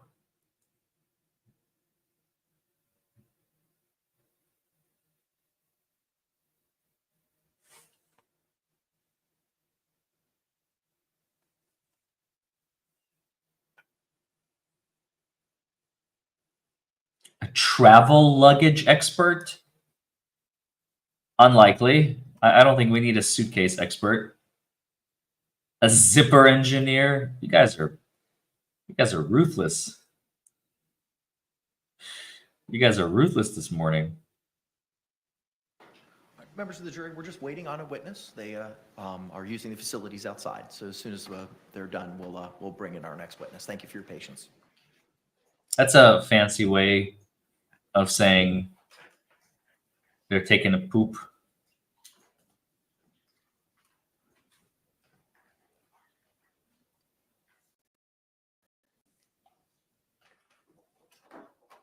Why so nervous, Mr. and Ms. Expert? Or Mr., right? They said Mr. Jones.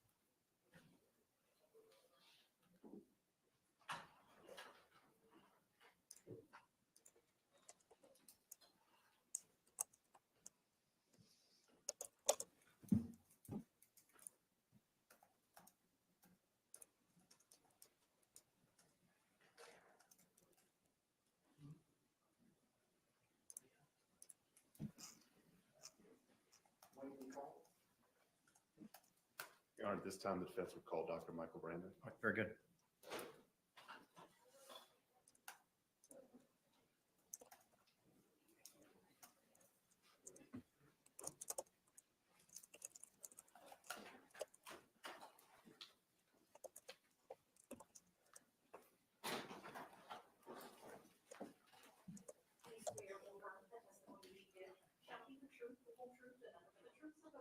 I do.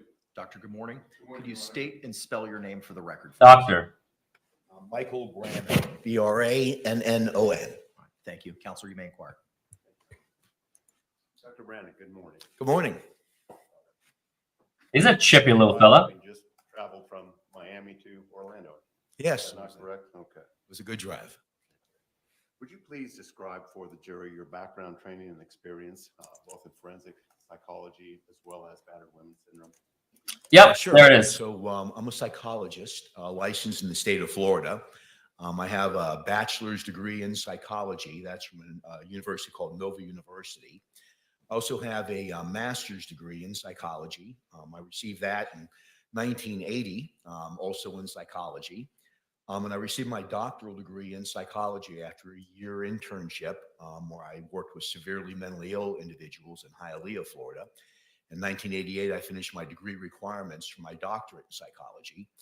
And in 1990, I was licensed as a psychologist. I've been operating as a psychologist since then, since 1990. Originally, I started off doing the work that most people kind of think about when they think about psychologists, doing therapy, counseling with people, helping them through with their problems, things like that. In 1994, I began on a career almost quite accidentally as a forensic psychologist when I testified in my first case in front of a jury. And from that time on, I've been doing mostly forensic psychology. My practice very quickly changed from that time on.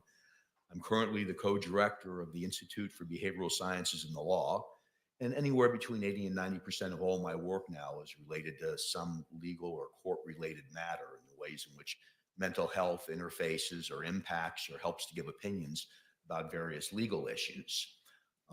I've taught rather extensively in the area of forensic psychology. I teach to mostly legal audiences, but oftentimes too, I speak to groups of psychology students wanting to sit up here and do what I'm doing as well. I make long drives and then come up here and talk to people about cases. I also currently on the staff, the adjunct faculty staff for the School of Psychiatry at Florida Atlantic University. I help to train their forensic psychiatrists, so not just psychologists, but psychiatrists in terms of doing this work as a psychologist or as a psychiatrist, a mental health professional who gives opinions in the courtroom. And are you also required to update your educational background and knowledge as a forensic psychologist? Yes, sir. So sure. So every 2 years, we're required to get 40 continuing education credits to maintain our license. And part of that is we have to, on a regular basis, update our work in domestic violence or battered women's syndrome. So we have to take those courses. We're all required, whether you're a forensic psychologist or not, to take that coursework. So as part of our requirements, we also have to take separate coursework in regards to domestic violence as a general term, or intimate partner violence. But along with that comes discussion as well with battered spouse, or what's oftentimes called battered person syndrome now. And I apologize. I'm kind of bouncing around here, Doctor. I apologize again. For the uninitiated, just exactly what do you mean by forensic psychology? So forensic psychology is a division of psychology. Most people don't think about that as often when they think about psychologists. But forensic psychologists are individuals who have degrees in psychology who are working to help to answer questions that come up in the legal system. It could be in criminal cases like we're here for today, answering various criminal questions, giving opinions about those questions. Or it could be in other settings like family settings, like divorce proceedings, or sometimes civil settings like personal injury. Someone's claiming some emotional damage or something has happened to them. So forensic psychology is really the way that we use the science of psychology to help give opinions about various legal matters. Now, what is the DSM or the DSM-5? So the DSM it stands for Diagnostic and Statistical Manual. It's kind of our code book, if you will, to help us to know what the different symptoms are for different mental health disorders, whether it's major depression or schizophrenia or anxiety. So it gives us a code book of here's the criteria you have to meet in order to have that diagnosis. And then we're able to utilize that in terms of either treatment, so even insurance billing, but being able to inform patients too about what condition we think that they're suffering from. It's been updated many times over the years. It started at just DSM, and now it's at the Diagnostic and Statistical Manual 5th edition, text revised. So we've gone through a lot of revisions over the years to try to fine tune in an empirical or scientific way what the elements are, if you will, of various mental health conditions. Now, you've been asked to testify today in regards to battered women's syndrome. Is the battered women's syndrome identified or located within the DSM-5? So it is not. It is not a diagnostic category in the DSM-5 or other coding books as well. There's others besides the DSM. That's just the most popular one. But it's not a formal diagnosis that it is contained within that book, that classification manual that I just told you about. Within your field of forensic psychology, however, is there a subcategory that is located within the DSM-5 that experts would recognize as a DSM diagnosis? Yes, sir. And what is that, sir? So that category would be in the trauma section of the DSM-5 TR. There's a whole category on trauma disorders, and it's most closely related to something that we call post-traumatic stress disorder. That isn't the only trauma disorder, but that's the one that what used to be called battered women's syndrome. Now I refer to it as battered person syndrome, but all of it really is more connected to a trauma disorder like post-traumatic stress disorder. Now, testify that you testify on criminal matters. Do you also testify? You indicated also on personal injury cases and emotional. Well, that would be civil, correct? Yes, sir. Okay. In your experience, you've testified as an expert, as a forensic psychologist. You testified for, and today you're testifying for the defense, or were called by the defense. Do you also testify for the state of Florida or other states within this country? Yes to both of those. I've testified in other states. I also testify for both prosecution, the state or government, depending if it's federal or if it's a state case, and also for the defense. So I really get appointments and hired by both sides. How many times have you testified? Wow. At last count, it was about 1,500 times. It's over that, way over that now. That was from a few years ago. I testify in a lot of different kinds of hearings and trials over the course of mostly in Florida, but in other states as well. Now, you're familiar with the fact that there is a special jury instruction that's been recognized by the Florida Supreme Court. Approach. Yeah, that is a very odd question and very specific. I know where the lawyer's trying to go. He wants to guide the jury through this expert as to what they're going to anticipate when they go back to deliberate.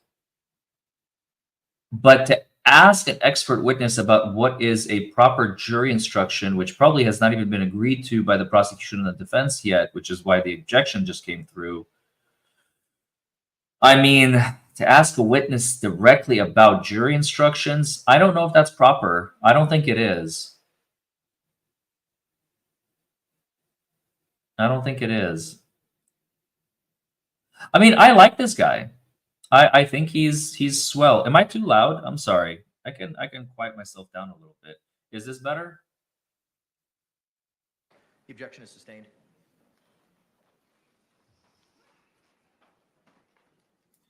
So sustained. The judge is not going to allow this testimony. Doctor, you testified as to battered women syndrome, battered person syndrome.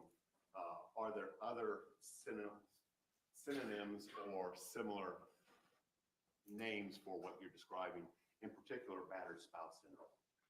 Well, we talk about it in terms of trauma disorders like post-traumatic stress disorder, but the way when it's applied to the legal system, it's called battered wife, or that was the original terminology for it, battered wife syndrome or battered person syndrome. So really depends on your setting. So in this setting, we oftentimes talk about this particular condition that I've been asked to talk about today, is really referred to as battered spouse syndrome. And have you been asked to give your opinion as a legal expert on battered spouse syndrome? Yes, sir. How frequently have you been asked to do that? I've been involved in about 100 cases of just that alone. I've been involved in some sort of testimony about 50 times. And you indicated that you testified for the state, you testified for the defense, you testified in state cases, federal cases. Could you break down on a percentage basis the number of times you testified for the state versus testifying for the defense? It's really close in terms of the last time we looked at it, it was about 50-50. On most cases, like for instance, if there's a case that involves battered spouse, potentially battered spouse or battered wife syndrome, I'm usually called by the defense first because they raise the issue. If you're called by the prosecution, whether it be federal or state, what oftentimes happens is it's in response to a defense expert that's been called. So do I agree or disagree with that other expert? So I'm usually, the call usually comes first from the defense, but in terms of who I'm hired by, it's pretty even. It's about 50-50. Now, this time you are on proffer the witness of the expert in field forensic psychology. Yes, approach.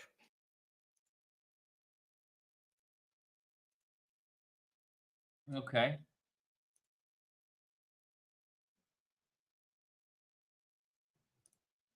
Now we're going to determine whether or not he can testify as an expert Objection is sustained. about Sarah Boone's condition. Judge says no.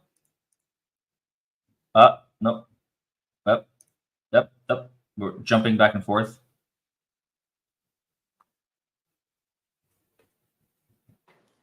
Objection is still sustained. Mr. Beck, you may continue.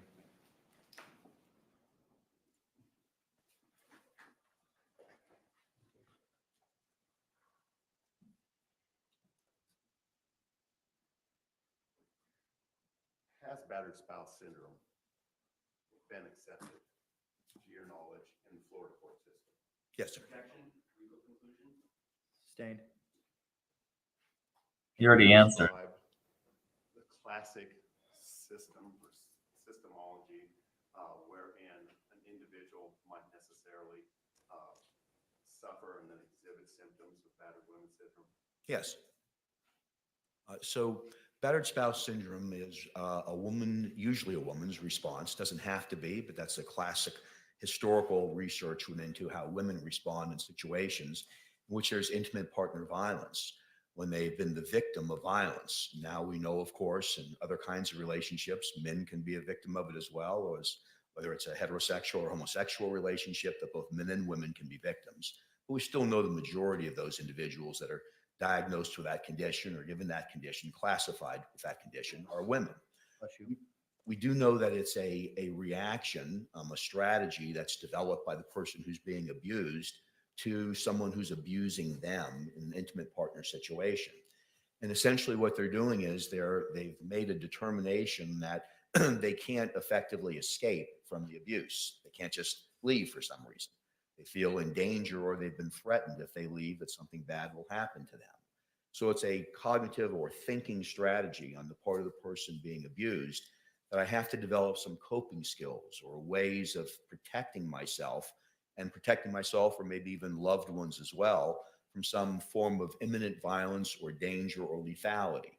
Something bad will happen to me if I don't develop a way of handling this abuse, this constant abuse that's coming towards me. So the battered wife syndrome is really a way of thinking. It's a psychological change that happens with a victim in terms of the way they cope and strategize to stay safe for themselves and other loved ones as well, oftentimes. I'm going to ask a really silly question, if I may, doctor.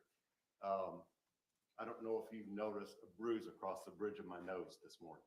I did see that when I come in. Yes, sir. Okay. This weekend, hypothetically, if an individual was digging around in the garbage, the lid fell down and cut his nose, the bridge of his nose wide open, would you, as a forensic psychologist, anticipate, or a psychologist in general, anticipate that there might be a physical or a psychological reaction or response to that degree of trauma? So I don't know if it would be trauma or not. It could be, depending on the degree of the injury and the pain and things like that. But certainly you'd view that garbage can differently as you approached it. So it changes your psychology or the way that you look at that particular situation or that particular object. So by viewing it differently, you may engage in different behaviors. You may approach it differently. You may have somebody else approach it. You may approach it with both hands up. So it changes your behavior and your thinking about that garbage can. Does that also apply to interpersonal relationships? So it certainly can. No two people always react the same way to every situation. Trauma, one person's trauma is not a trauma to another person. But for people who do develop battered spouse syndrome, they do begin to change the way they view the person who's abusing them and what they have to do in order to maintain either their life or their safety, their physical safety in terms of their behavior and interactions with that person. Now, is there a specific set of criteria that a psychologist, forensic psychologist, would necessarily rely upon in attempting to make a diagnosis or an assessment of battered women syndrome? Yes, sir. And what are those criteria? Well, you'd want to see one, if some type of abuse has occurred. That abuse can be physical, it can be sexual, it can be emotional, or it can just be the threat of abuse or bad things that's going to happen to you. So there has to be something bad that's happened or that's threatened to be happening over a period of time. So abuse has to be present in order for this to be underway. Without abuse, there's no battered wife syndrome. But that's not enough. There also has to be what's called coercive control. Coercive control is really keeping the person's social interactions, overseen on a regular basis, controlling money, controlling preferences, even TV preferences, sometimes social media, looking at social media that the person is accessing or looking at, who they're talking to on Facebook, who they're texting. So it's a combination of abuse and coercive control that results in a person feeling victimized, but that's still not enough. That person then has to feel like they can't escape from that. They've either been told, if you leave me, you're going to die, or a family member is going to be harmed, your children, your mother, whatever it might be. And as a result of that, they develop strategies to cope with that, acquiescing, pleasing, doing anything they're asked to do, demeaning themselves, allowing themselves to be controlled, all of the things that would fend off, if you will, some abuse or attack or threat to them or someone who surrounds them. So those would be the components that you would need to have, and that dance continues to go on usually repeatedly throughout the course of that relationship. So I think what you're describing is, in a sense, a subjective nature to the syndrome that's being described. It's both objective and subjective. So objective in terms of the facts, like what's really happening. A person's being abused, they're being told certain things, there's control over them. But then a subjective part is the person's interpretation of that, their perception of that. So there's really both going on, and they have to kind of work together in order for this syndrome to be formalized and properly diagnosed. You indicated that there sometimes may be some defense mechanisms that are, or strategies that are devised by the battered individual, the abused individual. Yes, sir. In your experience and your training, do controlled substances, alcohol, drugs frequently appear in your analysis or assessment? Yes, and the way they appear is they can appear either from the abuser or the abused or both. What can happen from the abuser standpoint is they may only be abusive, or the abuse may become worse if they abuse substances. From the abused standpoint, it may be self-medication. It may be a way of coping with the anxiety that there's going to be something bad that potentially could happen to them or somebody else. It's kind of a way of dealing with walking on the eggshells. So if I use substances, that can deaden the pain, if you will, for me, or help me to forget about it. So it's oftentimes, not always, but oftentimes part of either the abuser's behavior or the abused behavior. Do they, in your experience, do they on occasion actually defend the individual that is abusing them?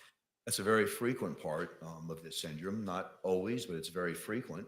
It's why interviewing them becomes difficult sometimes, because they're used to explaining away their behavior, the abuser's behavior, my black eye, my missing tooth, his screaming and yelling in the background while I'm talking to mom on the phone. So they're used to making excuses for it. It's part of the coping strategy, trying to explain away this behavior. He's had a bad day. She's, really upset about something else that's going on. She's really never like this at any other time. So defending that person is oftentimes a part of the battered spouse syndrome, and getting the person who's been abused to get them to stop defending them so they can talk about the actual abuse becomes a challenge. Now, the DSM makes reference on occasion to rule outs, assume for the diagnosis that's being applied. What is a rule out? A rule out in our parlance says that we should consider these things before we look at other diagnoses. So, for instance, if we're going to consider schizophrenia, we should rule out substance abuse first, because oftentimes some drugs can create hallucinations and delusions and psychotic symptoms. So there's always rule out, just like there are for medical conditions. So look for this before you consider this, is really what a rule out is. Are there specific rule outs for battered women syndrome or PTSD? Sure. So there's rule outs for everything, because you're considering a number of different conditions before you make a differential diagnosis, or you pick that's the one that I think best fits this person. So yes, there's rule outs for both of those. For my sake, what is a differential diagnosis? That's how you decide which one. It's whether it's your medical doctor, your psychologist, whoever. It's how they pick the right diagnosis. So you're going through kind of a card catalog in your head, and you're saying, all right, there's symptoms of this, but that's also consistent with symptoms of that. So is it schizophrenia? Is it bipolar disorder? Now I have to ask more questions. It's a decision tree. And that decision tree helps you to inform the person and either make a diagnosis in a legal setting or help to treat them clinically. Now, if the individual, the psychologist who's doing the evaluation, identifies the presence of certain rule outs, what is their response professionally to those rule outs in establishing or assessing the patient? You have to go down a decision tree. We all kind of do decision trees in our mind every day about what we should do or shouldn't do in certain situations. It happens automatically.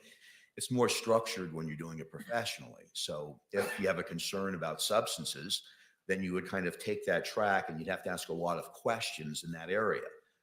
So you'd want to know what kind of substances, how often are they using those substances, what kind of effect have those substances had on them before. I just picked one of many possible rule outs there.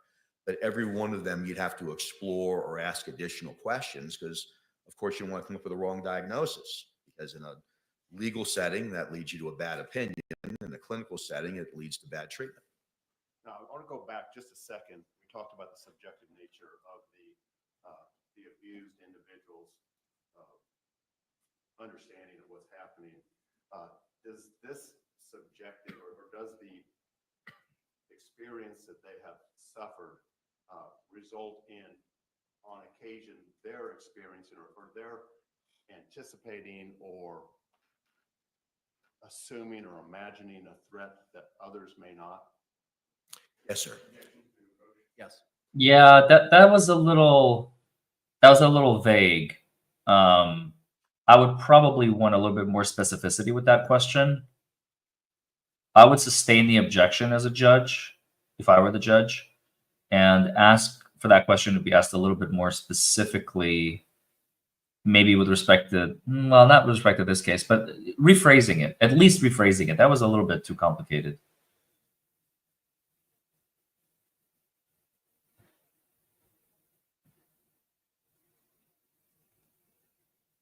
Well, he's talking about battered wife syndrome generally, because that's all he has been called to testify, Mrs. K. Griff. You're right. He can't be like, well, in this particular case, Ms. Boone reacted in such and such way because of Mr. George's action or whatever. He can't testify to that because that's violating the Goldwater rule. You are now inserting yourself and diagnosing from afar, and you can't do that. We all have learned and perfected the Goldwater rule from the Johnny Depp trial. Objection is sustained. See, there it is.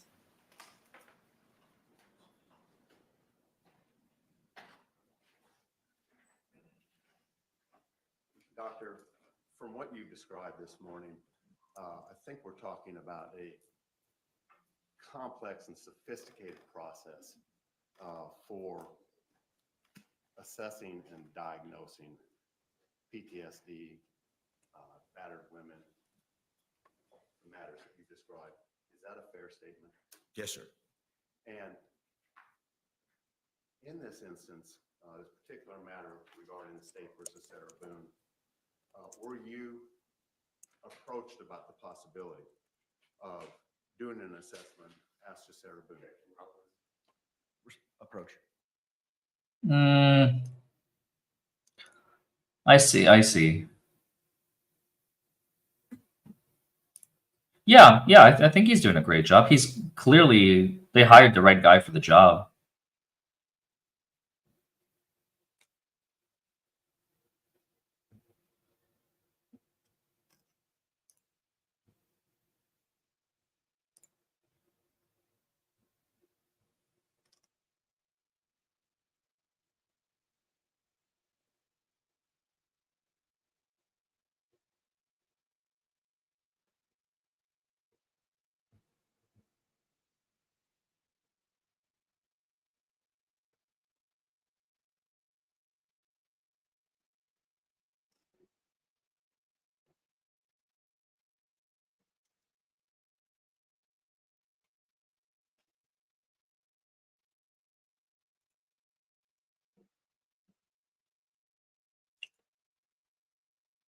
There's no sound, so whatever that exchange was, we have the mics muted because of the bench conference.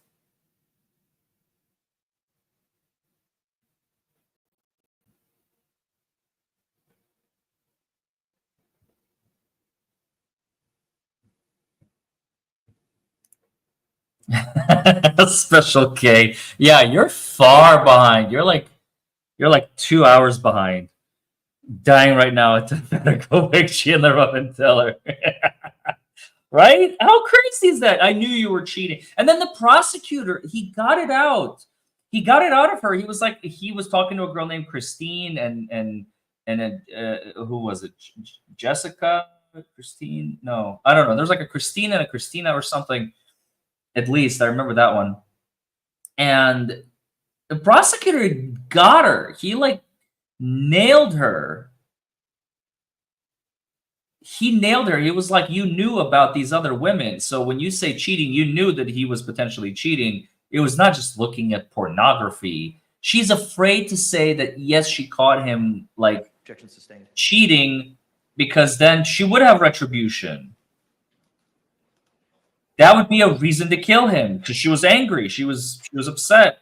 She was a scorned girlfriend or whatever.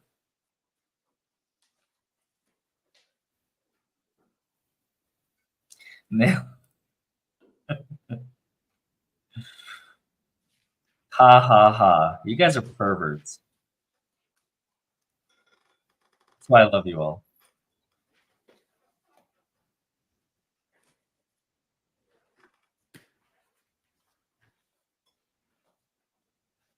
Doctor, when you are retained to do an evaluation in these matters, what is your practice in regards to the assessment proceedings, the assessment efforts? Well, I'd first want to know what type of an assessment that it is, because there's different methods of approach that you'd use to analyze and be able to give an opinion on whatever question's being asked of you. So the very first goal for me as a forensic psychologist is to isolate what the question is. So what are they asking me to do?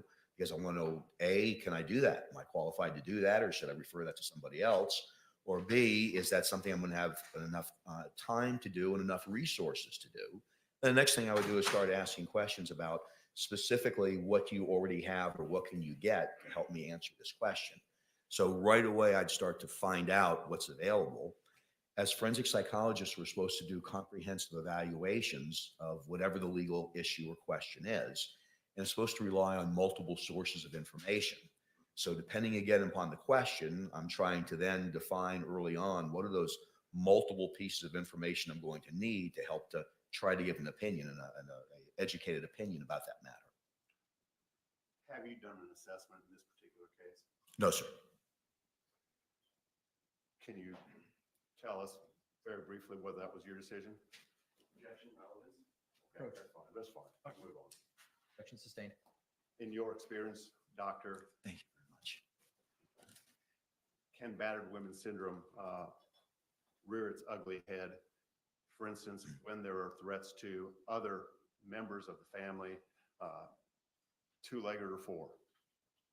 So yes, sir, it's very common that it's not just the person. It increases the terror from someone who's doing the abuse to mention other family members that they might also suffer abuse.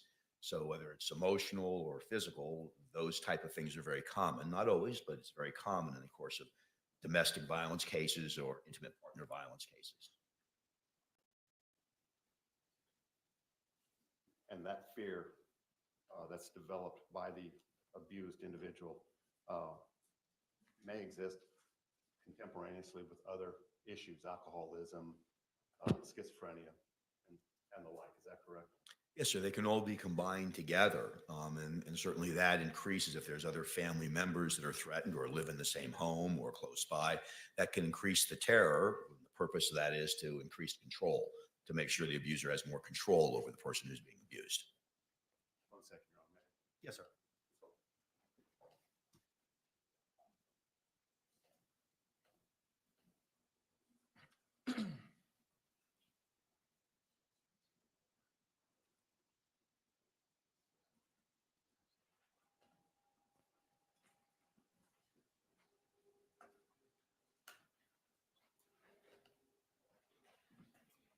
In doing an assessment, doctor, do you look at outside materials? Yes, sir, always. And what kind of outside materials do you necessarily review in order to make this assessment? Specifically to battered woman syndrome? Yes, sir. Yes, sir. So specific to this, you'd want to look at a lot of different sources of information because you're trying to, A, make a diagnosis if there's a trauma-related disorder, but you're also trying to figure out if there's the other elements necessary to make the diagnosis as well, like abuse that's been chronic over a period of time, and that the person feels they can't leave that situation, and if other people have been threatened. So you'd want to know things like not only what the facts are of the particular incident, usually some crime that's been committed, but you'd want to know the history of those behaviors. Has anyone else seen those? Are there people you can talk to? You know, friends, neighbors, bosses, anybody who's seen or heard of this abuse before?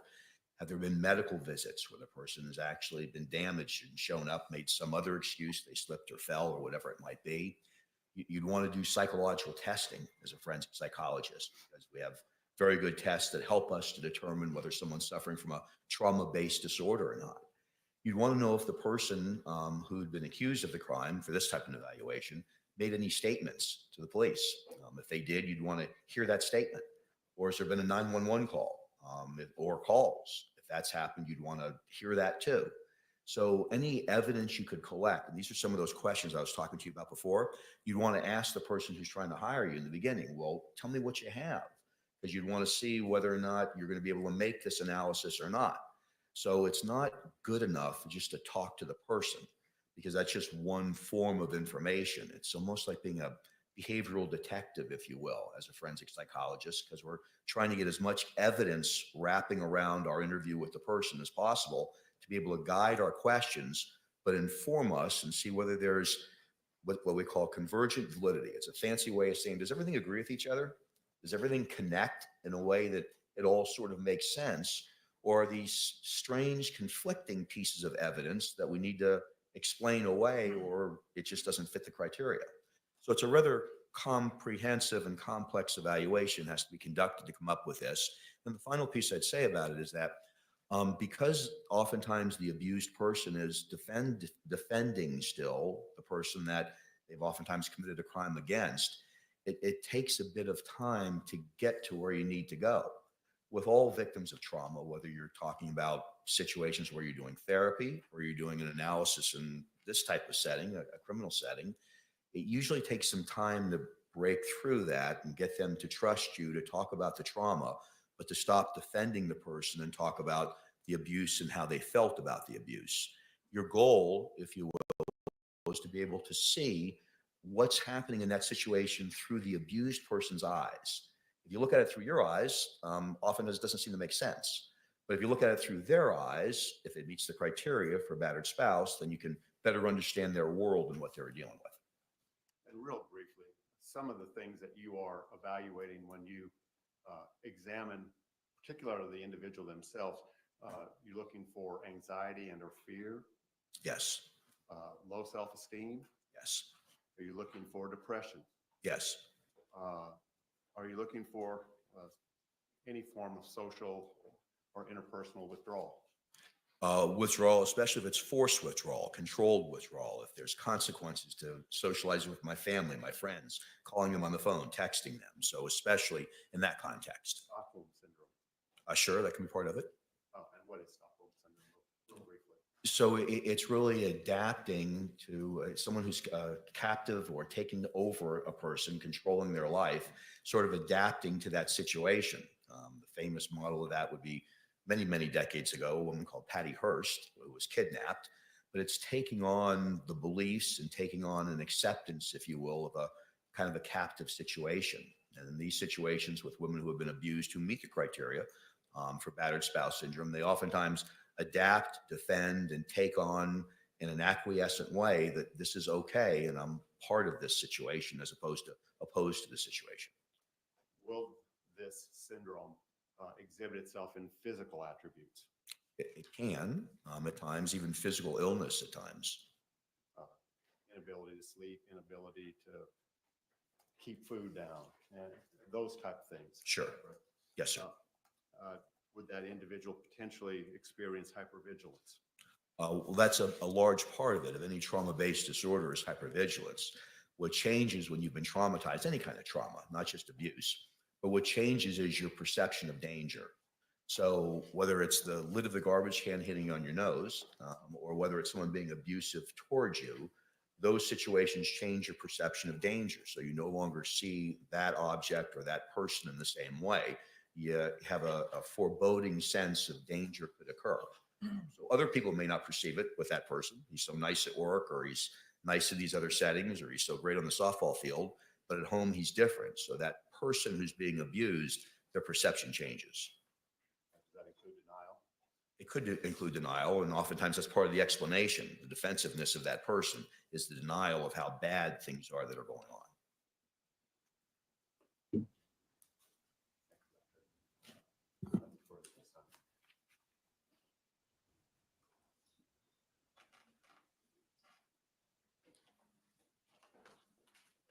Any cross-examination? Yes, sir. Morning, doctor. Good morning. This is going to be interesting. Good to see you again. So there's a subjective component to trauma, is what I understand you're saying, correct? Always. Yes, sir. And so hypothetically, a couple could be in a 3.5-year relationship with physical violence, emotional violence, even sexual violence. But either or both of those partners may or may not believe that is a traumatic experience for him or herself, correct? Yes, sir. People mistake the stimulus about what happens as the trauma. The trauma is really the reaction to it. So bad things that happen, people don't always react in the same way to them. So yes, sir, that's correct. So for instance, a homicide detective or a homicide prosecutor may go out to a scene and see a freshly dead body, and their perception of that environmental stimulus may be very different from somebody who works at Dunkin' Donuts and just gives us muffins in the morning coming across a dead body. Is that fair? Yes, sir. That homicide detective may be able to go eat lunch right after it, and the other person who works at the donut restaurant may not be able to eat for a couple of days as a result. So yes, perception is a big part of how trauma occurs. And I understand your answers today, and I'm not saying that they were different the other day, but I understand you to say that it's very important to do a comprehensive evaluation to get the full picture of what is going on in the perceived battered spouse mind, correct? Yes.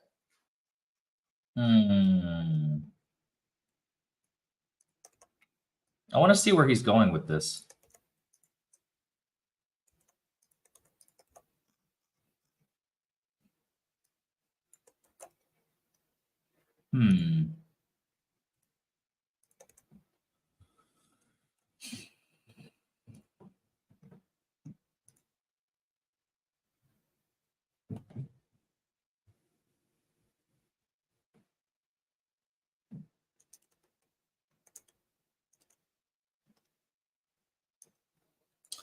Calling the expert was absolutely necessary. Without the expert, the defense has Jack. But has he offered enough for the jury? I mean, let's say even again, you have to remember, this is not an assault case. This is not a he hit me, I hit him back. This is a he has been abusing me and I killed him. And I'm justified in that killing because I was suffering from psychological trauma. And this was the only way for me to like retaliate. We have to bring the case back. You have to keep remembering that this is not just an abuse case. This is a death case. She killed him. And I don't believe it was an accident. You can't paint it as an accident. Not leaving someone in a suitcase overnight to teach them a lesson, which is what the jury's going to think. I'm certain of The it. objection is overruled. All right, let's hear the question again. So we've been talking about the importance of doing a comprehensive evaluation with as many collateral sources as one could possibly have when making an assessment about the battered spouse syndrome, correct? Yes, sir. Relevant piece of information. Yes, sir. And would you agree that obviously the person who is accused of committing a crime, there are credibility issues that you do need to care for when relying upon that person's history provided about the events leading to that and the past events describing the relationship with the intimate partner? Yes, sir. In every forensic evaluation. Yeah, it's a great question. That's a This great is question. particularly important if there's a comorbidity with an alcohol abuse disorder. Yes. And can you tell the jury what alcohol abuse disorder means in the DSM-5-TR? Sure. It's the biggest part of it is it's not just the use of alcohol, it's impairment that happens as a result. So it's the excessive use of alcohol, but that could mean something different, just like the excessive use of marijuana might mean. But it's the use of alcohol to the degree that it impairs or affects a person's life. And with that may come a lot of other things like deceitfulness or aggression or unreliability, sleep or somatic problems, Exactly. difficulties. So, but the important thing to remember there is that it's the use of a substance that impairs or affects a person's life. And if there is alcohol involved in the histories being given about either the event in question or any preceding events, must the evaluator take that into account when evaluating the memories and perceptions of the person giving them that history? Yes, so in introducing that new topic about memory, we know that substances can interfere and impair memory. So as a result of that, you want to know what they were using, how close it was. If you're talking about a particular event, like a crime, you'd want to know if there was substance usage, and if so, what the person's memory functioning was, and does that match up with other sources of information about what those events were. Are you familiar with the narcissistic personality disorder? Yes, sir, of course. Is that something recognized in the DSM-5 TR? Yes, sir. And can you tell us whether or not a person who is giving a history, whether it's the patient/client or whatnot, has traits, perhaps not a diagnosis, but even just traits of the narcissistic personality disorder? Is that something the evaluator should account for in evaluating the credibility of the history given? Yes. And why is that? Well, because all forms of disorders or conditions or just traits may lead to inaccurate information, either not purposely or purposely. They may be deceptive. So certain personality disorders or traits can lead to deception or inappropriate or inaccurate information. That's why you need more than one source of information. Does what this person's saying to me check out with other sources of information? Oh my God! But can you tell us some of the criteria? He just shut his own client I in the can, yes, face. sir. So it is a grandiose sense of You need self-worth. more detail. It's the Everything I said is consideration of meaningless. yourself over anybody else. It's kind of operating in your own world. So it's an inflated sense of who you are. It's a misperception of how important you are to other people and your meaning to other people. Oh my God! It's a sense of specialness that They just you flipped stand the out from other expert. They people in just terms of flipped the special skill or skills, and that other people, if they don't recognize that, they should recognize that. So the biggest heading there is an inflated sense of self-esteem. This is now a prosecution expert. Are you familiar with an adjustment disorder diagnosis? Yes, sir. And is that in the DSM-5 TR? Yes, sir. Correct. Can you tell us about that?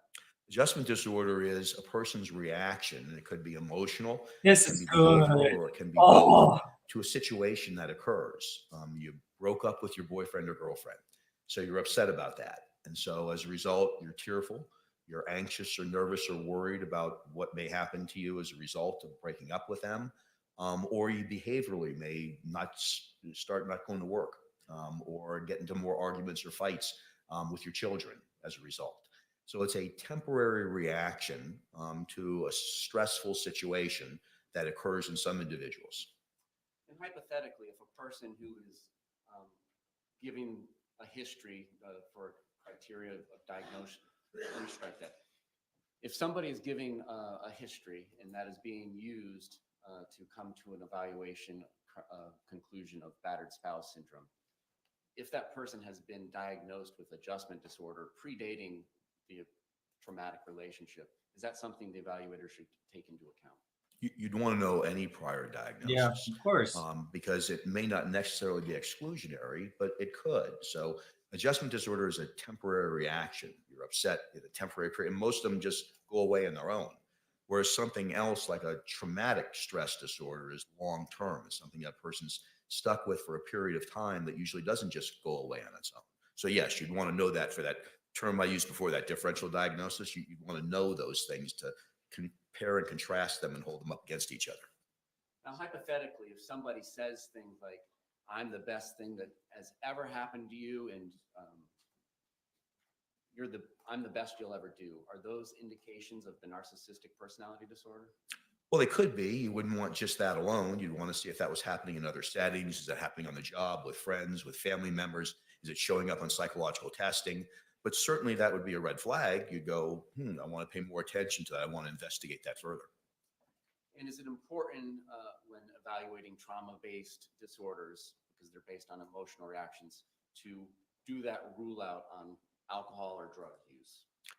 Certainly you'd want to do that. It's not usually disguised as a trauma-based disorder. Alcohol and trauma aren't usually rule outs for each other, but it could exacerbate a condition. It could make you diagnose a trauma condition when it's just an adjustment disorder.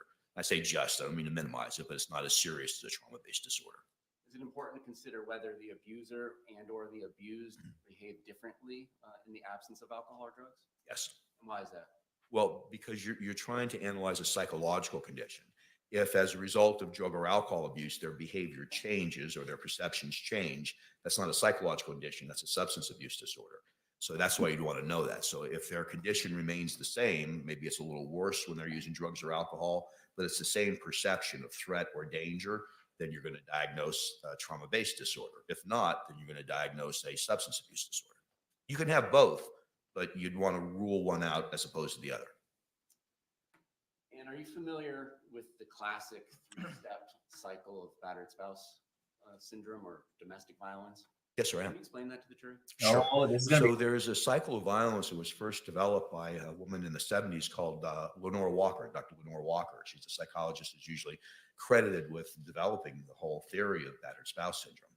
And in the classic model, which we know oftentimes happens, not every time, but in the classic model, there's a period of tension buildup where things are happening, little arguments are happening, there's bickering back and forth, there may be some threats or some loud voices back and forth, but it's all things that are leading up to a possible violent episode.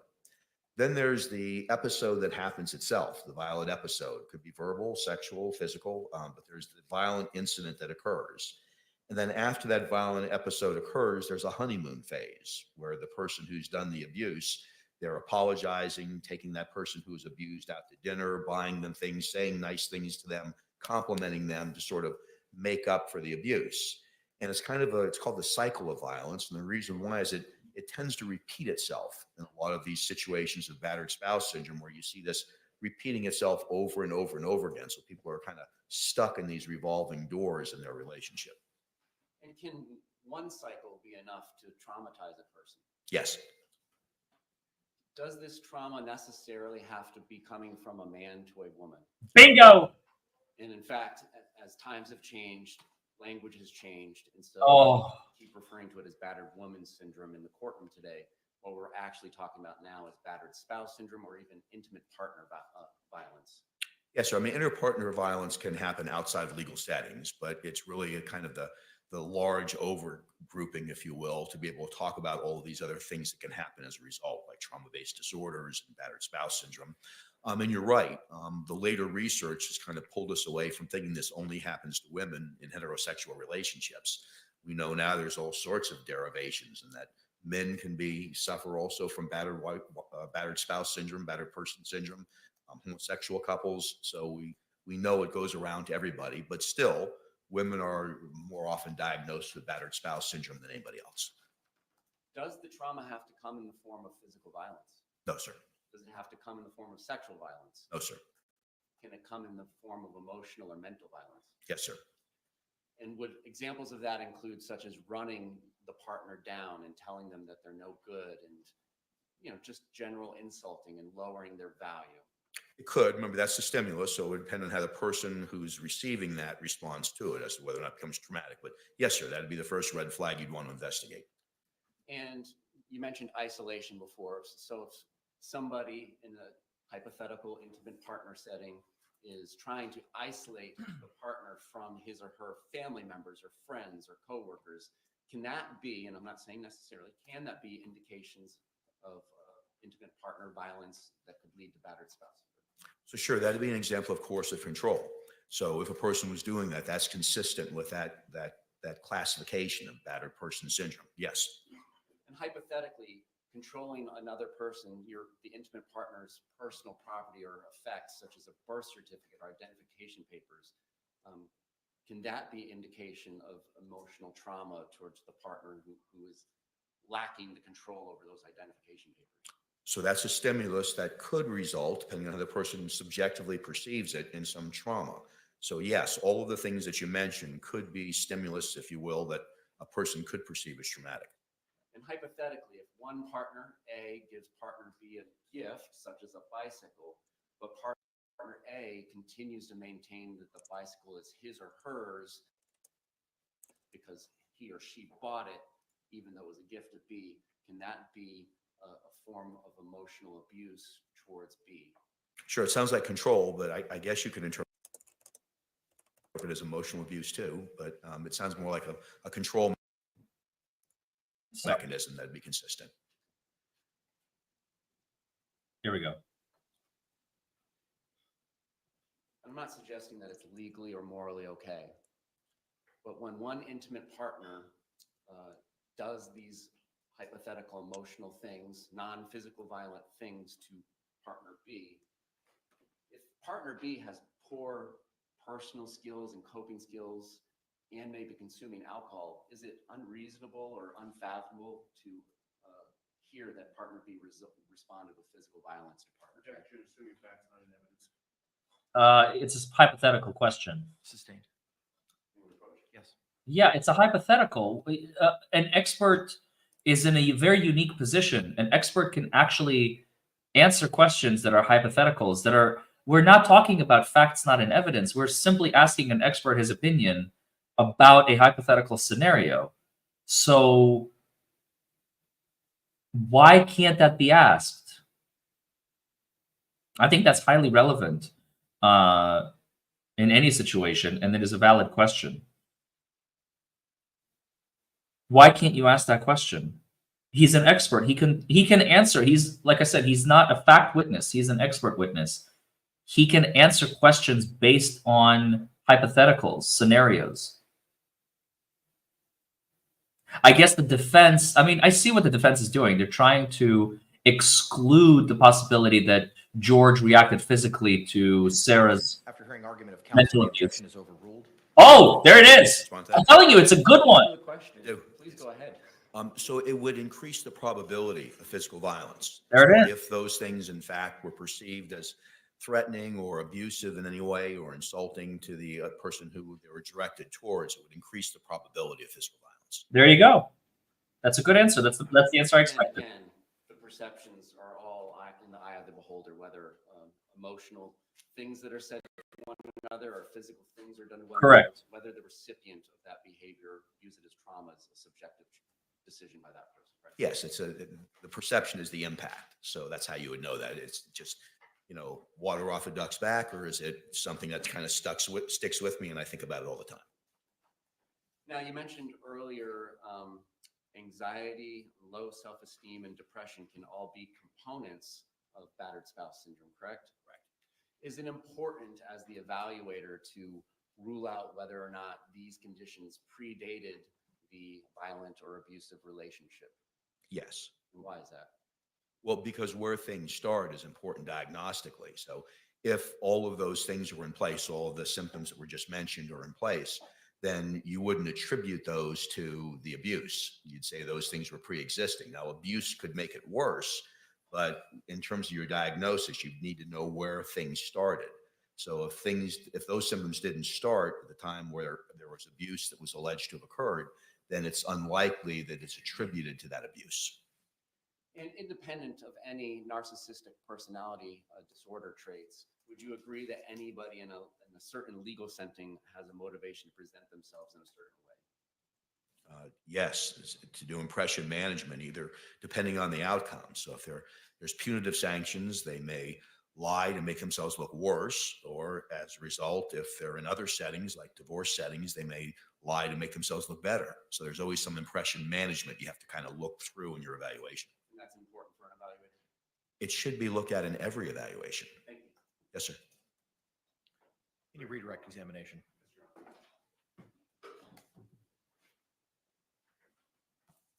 Just want to, one more time, in response to the state's questioning, you indicated that where an individual's credibility may be in question, there is a necessity that the individual who's making the assessment corroborate whatever they're being told. Is that correct?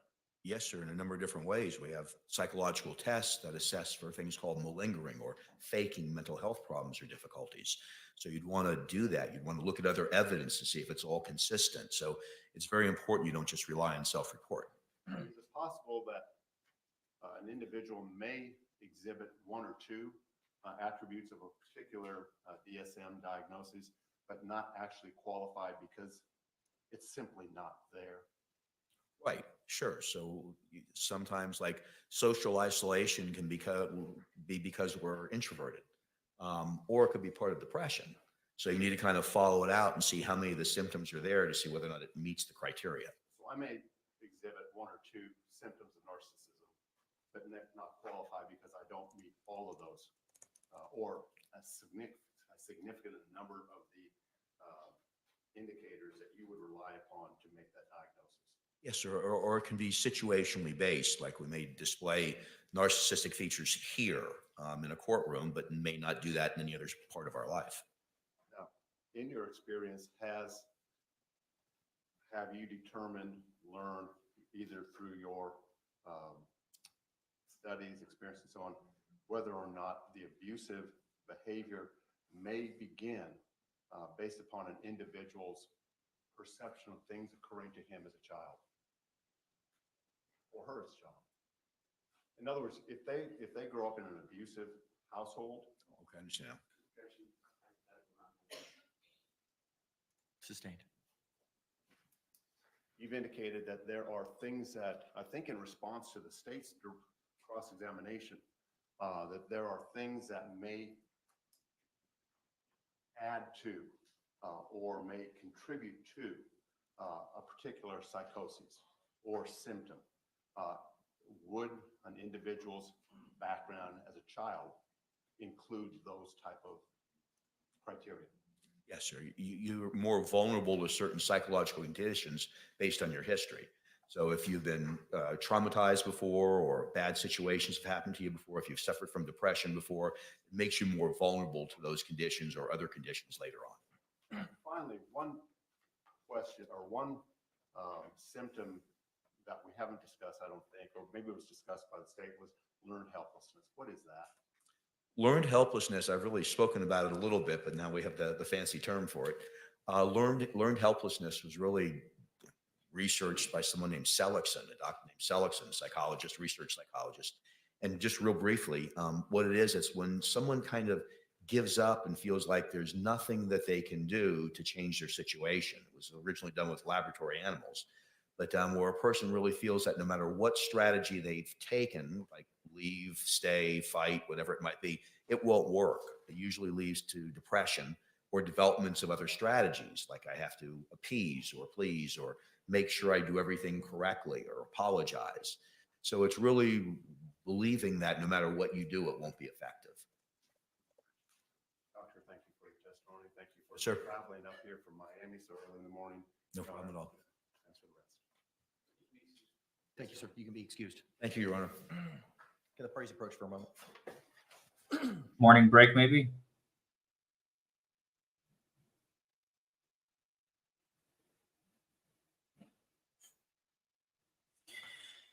I liked him.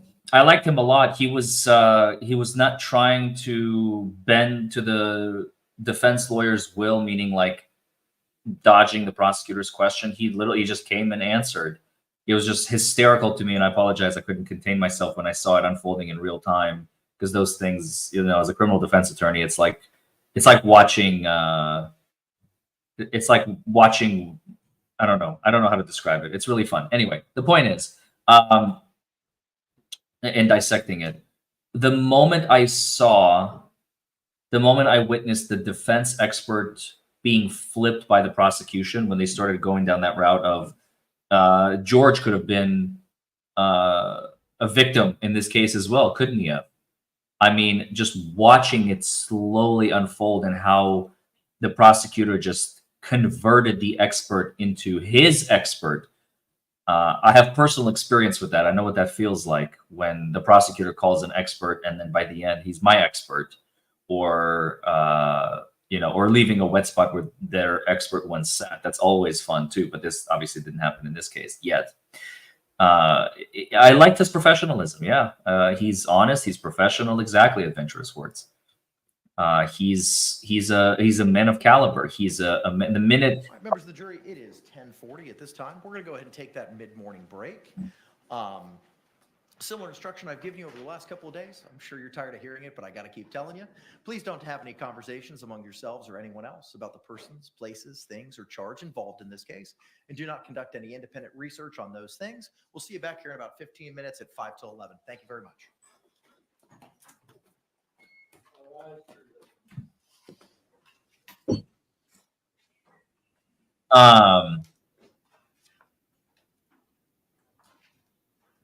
Yeah.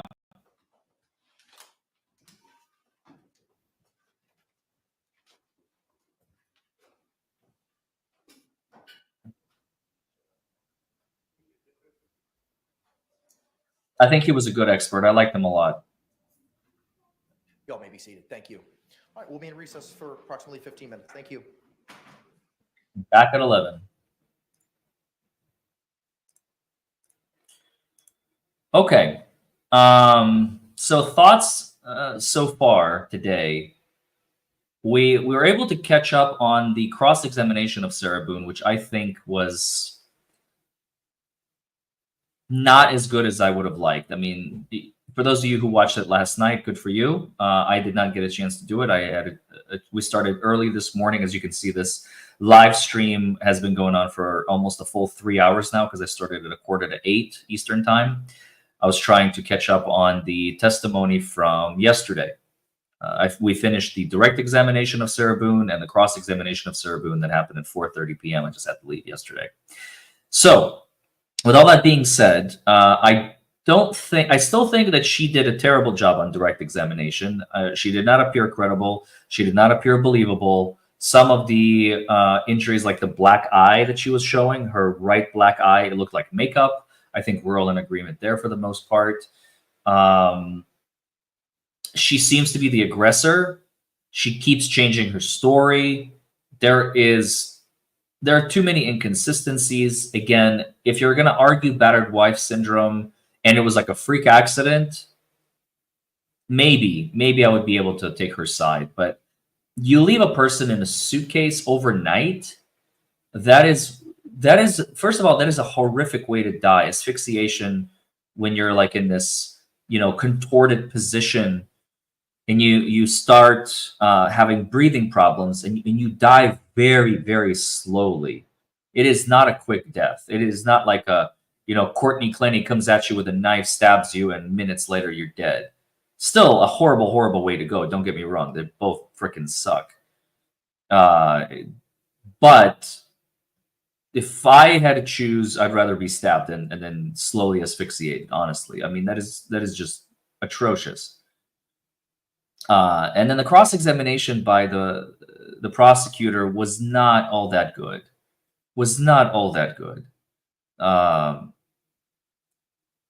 I think the prosecutor today did a really good job with her expert getting the testimony out that it could have just been an alcohol situation. She was just drunk and wasn't thinking clearly. I mean, I don't know if that's what you guys heard. That's part of what I heard, that they were intoxicated and they both have an alcohol problem, and so did Sarah. And the fact that she was intoxicated led to her making a bad decision.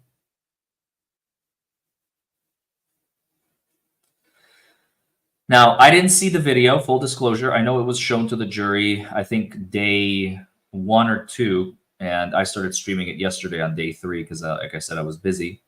So, should we watch that video? I mean, I'm terrified to. I'd rather not. I honestly would rather not. I'll just leave it up to the imagination. For those of you who have seen it, God bless you. But for those of you who have not seen it, you're more than welcome to watch it on your own. But from what I understand, that video is just absolutely horrific, and it paints her as the aggressor and as someone who is not willing to take responsibility for her actions. Because, yeah, the suitcase video, I crucifixion in a box. Oh,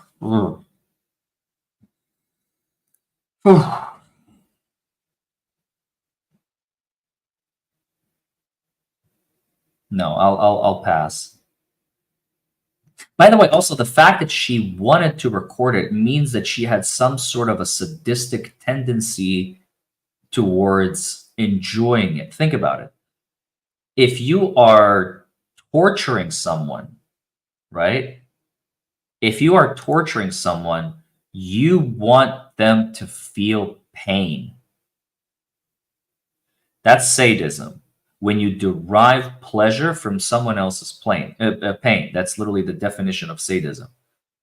When you derive pleasure from someone else's pain, as opposed to the contra, which is masochism, right? That's when you derive pain. You derive pleasure from the infliction of pain upon you. Based on what I've learned about this case, it seems that Sarah has been sadistic. She acted sadistically, intoxicated or not, battered wife syndrome or not. Sadism is not going to be easily forgiven by the jury if they see through it, and I think that they did. I think so.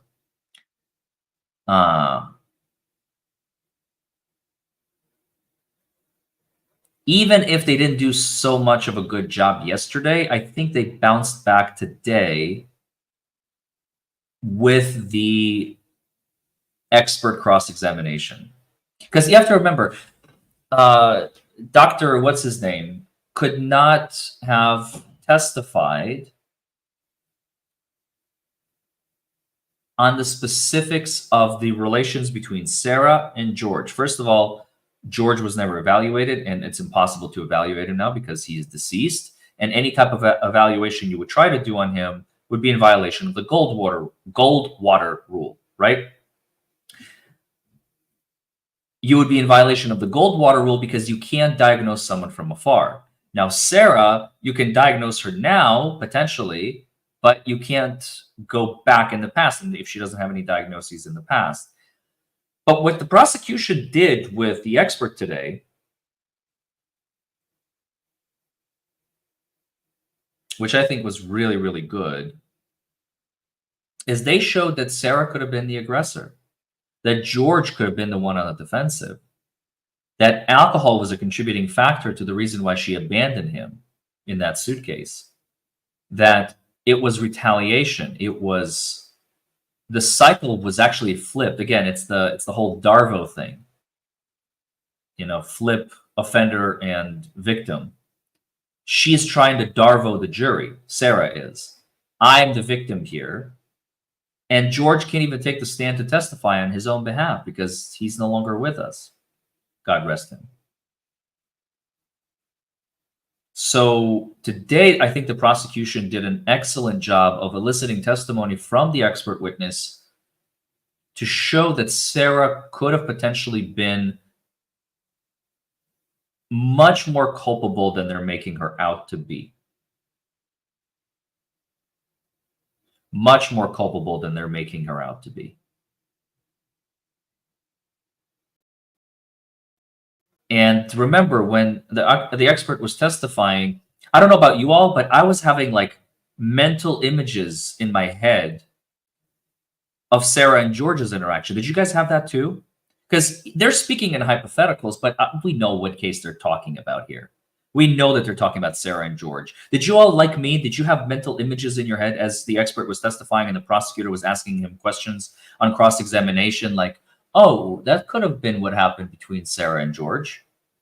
Did you guys have those visuals in your head? Because I certainly did. And if I did, and you potentially did, what do you think the jury's doing? The jury's having the exact same thing. They're no different.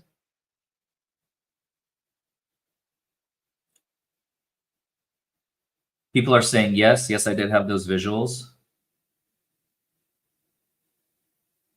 Yep. Yes.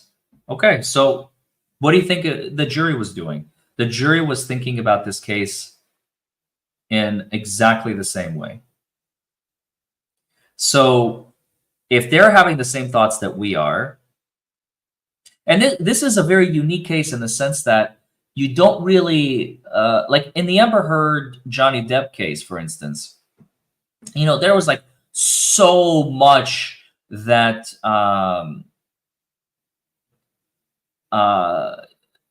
you know, was bouncing back and forth on social media, both past and present. And so we had a lot of involvement by the public in that sense. Here, it's very cut and dry. Dead body, suitcase, you didn't take him out. And you were the only person who was responsible for it. You were the only one in charge of your child boyfriend. She did not see him as a boyfriend, I don't think. I think she saw him, the way that she talked about him, the way that Sarah talked about George yesterday, that those of you who joined us earlier, listened to this testimony today. The way that Sarah described George is not like an adult describing another adult. This was an adult describing a child. This was an extremely toxic relationship, or at least it developed into an extremely toxic relationship, where George was this uncontrollable child who would go on these drinking benders and corn benders and whatever. And she's like, okay, George, I need to keep you entertained. Here is a puzzle. Play with the puzzle, okay?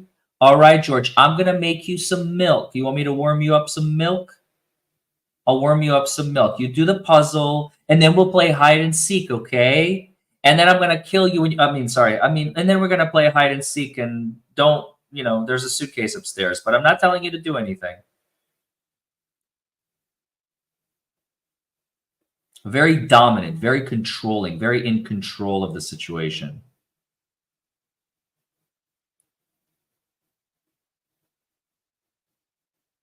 So that's definitely not helping her. I'm sure the jury sees right through that as well, because they all presumably have been in relationships. Some of them may be married. Some of them may have children.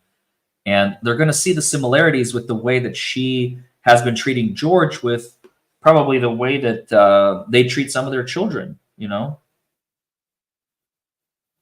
The selective memory was not good at all, by the way, either. The selective memory was not good at all. Alcohol or no alcohol, she sounded like a police officer on the witness stand. She sounded like a police officer, and that's not a good look for her. That is not a good look for her. Police officers are like, I don't remember, I don't recall, and we all know how bad they look when they say that, when they pretend like they don't know what happened, or they don't remember, or they don't recall the exact specific. Anytime it comes to convicting your client, oh yeah, and then this happened, and then this happened, this happened, and this happened. And then on cross-examination, you ask the cop, you're like, oh, and then they told you, like, why am I being arrested? No, I don't remember that. They said they were being wrongfully arrested. No, that never happened. I don't recall that. They said this is BS. I shouldn't be arrested. I didn't commit this offense. No, I don't recall that. I don't remember. If they did, I don't remember. I'm sorry. It was so long ago. I don't remember. That's what Sarah sounded like on cross-examination on a lot of the questions, and it's not a good look. The last thing you want to be on the stand is unbelievable. So the prosecution at least did achieve that portion. They definitely achieved that portion on cross-examination. They made her look less credible than she was at the end of her testimony on direct. That's in my mind, that's a fact. That's for certain. And I really love the whole getting the suitcase, showing that suitcase to the jury, having Sarah manipulate the suitcase, trying to open and close it and show where his hand was. Oh, it gives me the creeps. I mean, just thinking about poor George sitting in that suitcase, zipped up, unable to escape, finally getting his hand out, because with his hand, he can get the zipper opened. He can probably, using some force, he may cause some bruising, but what is bruising compared to than death? He could have probably manipulated the zipper, got the zipper open. And she takes a bat and she just bashes. Put your hand back in, mofo. Oh. This is not a woman that has suffered from battered wife syndrome, battered person syndrome, battered spouse syndrome. This is a woman, I think, that finally got her chance to retaliate and accidentally took it too far. I do believe that she did not intend for him to die, but she caused him to die. That's my opinion. I don't think she was like, I'm going to murder this cat.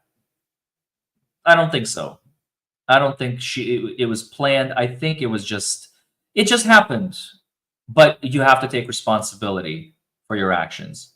So maybe man 2 is more appropriate. You know, the more I'm starting to get familiarized with this case, the more we're listening to the testimony. Maybe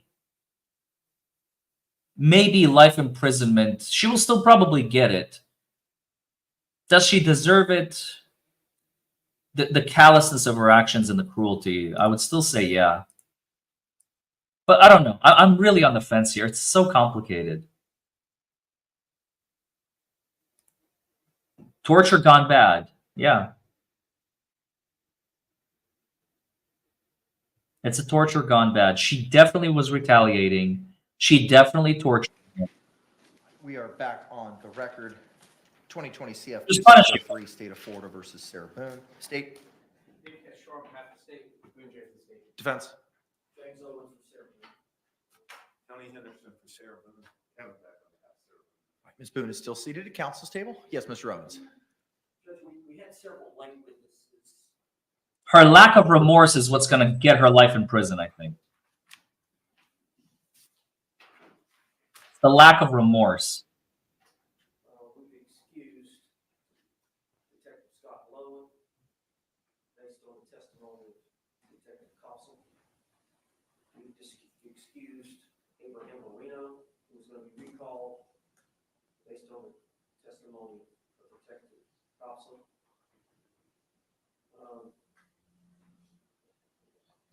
You've heard from the two deputies, you've heard from Dr. Brandon. Maria Gallup-Holy is a young lady that's outside.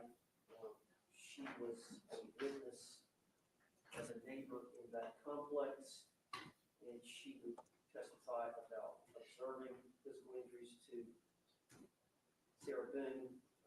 We've spoken with her over the break that, in our opinions, collectively, Tony Anderson and myself, that it's not necessary to call Ms. Gallup-Holy if we have other evidence of injuries. There was disagreement about that, but I believe that Ms. Boone is now in agreement that we're not going to call Ms. Gallup-Holy. So that leaves now calling the Orange County Sheriff's Department phone extraction expert. Ms. Uwadden. Yes, back to the stand. We've got two short videos. These are the short videos relating to Jorge Torres with a bat and then striking the TV. They're less than a minute apiece. The problem with that is because we've excused so many witnesses, that's our last witness. So we're going to be done here in probably 11:15. And then, But Ms. Walker is supposed to be here at 1 o'clock? that's correct. Okay, all right. And then I haven't had a chance to meet with Dr. Harper, but I'm going to meet with her at lunch Mhm. over next door. And we anticipate Dr. Harper this afternoon. And then we may be really close to ending the defense's case. Okay, great. Oh, Thank you for nice. letting me know that. But we're going to have a gap here. Okay, so early lunch, well, or yeah. long lunch. That may, well, if you're saying that your presentation with Ms. Uwadden is 15 minutes, I don't know what the cross is going to be. It may be de minimis, or you may be saving her for rebuttal. I don't know. Mr. J or Mr. Cacciatore? As it relates to Ms. Uwadden, CSI Tech, you're not calling her in rebuttal? Shared a predicate during her trial testimony during our case in chief. Okay, awesome. So what we can do is we can proceed with Ms. Uwadden, and we could just take an early lunch and ask them to be back here maybe 12:50. So that way, if we have any issues, we can address them before we start at 1 o'clock. Ms. Boone, you were sworn this morning. I just got a couple of things to go over with you. Closing statements. There was a list of witnesses that was provided to the court last night and again this morning as potential witnesses that may be called in your defense. One of those witnesses was Maria Gallup-Holy. Your lawyers have advised that they may not be calling that person as a witness in this case. Do you understand that? I do. And again, similar to other conversations we've had, I don't want to go into any specifics of any conversations that you've had with any of your lawyers, just whether or not you've had them. Have you had conversations with your lawyers about calling Miss Gallup-Holy as a witness? Yes. Have you had conversations with your attorneys about why they are deciding not to call her as a witness? And similar to what we discussed yesterday, do you understand that your attorneys make the trial strategy decisions, including what witnesses to call or not to call? Okay. Are you still satisfied with their representation of you in this matter? Yes. And are you still on board with the strategy that has been employed in your defense? Yes. Are you in agreement with the strategy not to call Ms. Gallipoli as a witness in this case? I am. Okay. All right. Thank you very much, ma'am. Then let's go ahead and bring our jury back in and we can call Ms. Uwad and go from there. All right. Mr. Lane, can you excuse Ms. Gallipoli? All right. Thank you very much. Let's go ahead and stand and bring back in our panel.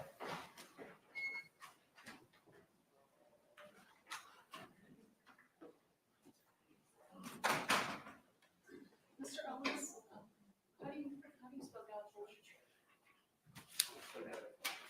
What I have, Galipoli. Two L, G-A-L-L. Oh, it's 2 L's.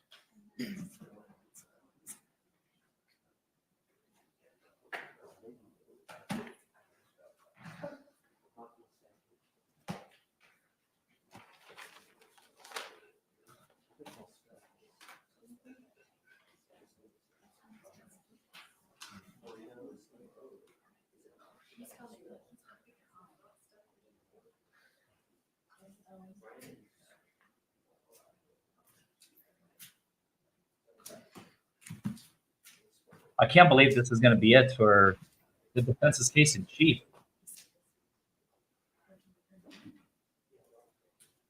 Do you guys think we're going to have a verdict by Friday? It's possible. I don't think they're going to want to go into the weekend and next week to deliberate. I think we're going to have a verdict on Friday.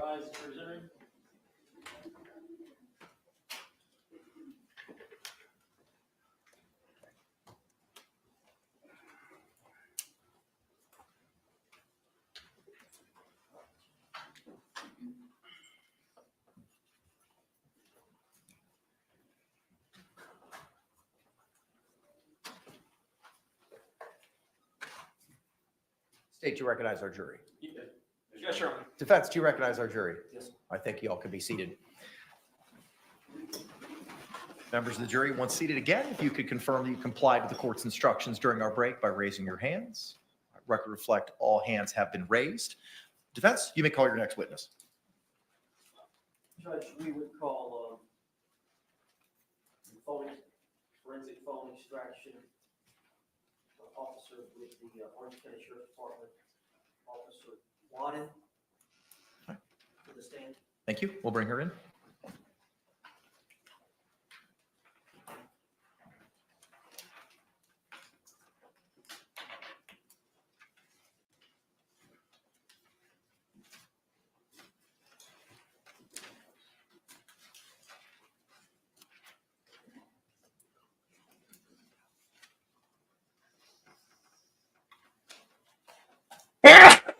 Excuse me.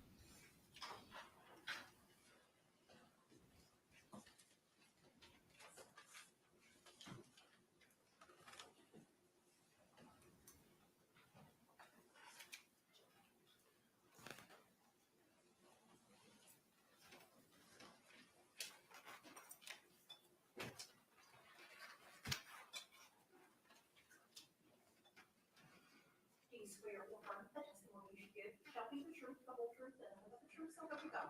I do. Good morning, ma'am. Could you state and spell your name for the record for us? First name is Janella, Junella. Last name Wadden, UAD as in Delta, AN. Counselor, you may inquire. Ms. Wadden, again, your official title, Thank you. Jack. Digital Forensics Examiner. and are you referred to as a detective or what is your? Just an examiner. Ma'am, Judge, can I approach the witness? Yes, of course. Ma'am, I'm going to show you what has been marked as identification defense exhibit AA. And you recognize that video or that CD of the video? Yes. Well, I think we kind of prepped you on it ahead of time. That was extracted from the Sarah Boone phone that you were asked to extract. Yes, one of the media files, yes. Okay, and is that video a fair and accurate depiction of one of the videos that was extracted from Yes. And then identification Z, defense identification, same type question. You've had a chance to review that video, and is that one of the videos that was extracted from the Sarah Boone phone? Yes. Judge, this time I'd like to have these introduced in evidence. Any objections? No objection. All right, what was pre-marked as AA will be received into evidence without objection as defendant 17. What was pre-marked as Z will be received into evidence without objection as defendants 18.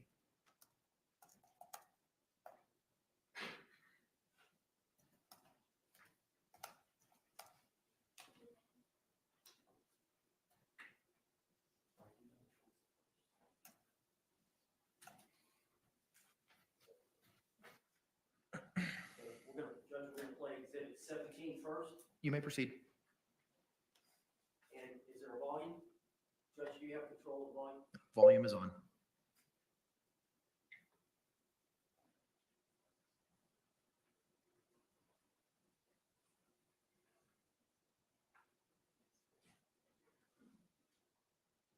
You're gonna help me take this shit out. Real shit. You're gonna help me take it out. You're gonna help me take this shit out.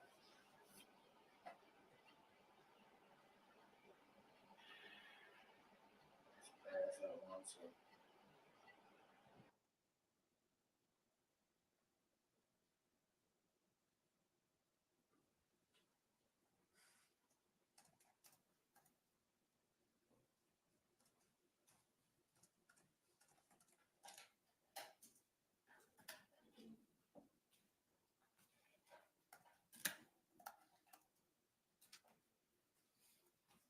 Judge, I'm asking to publish exhibit 18. You may proceed.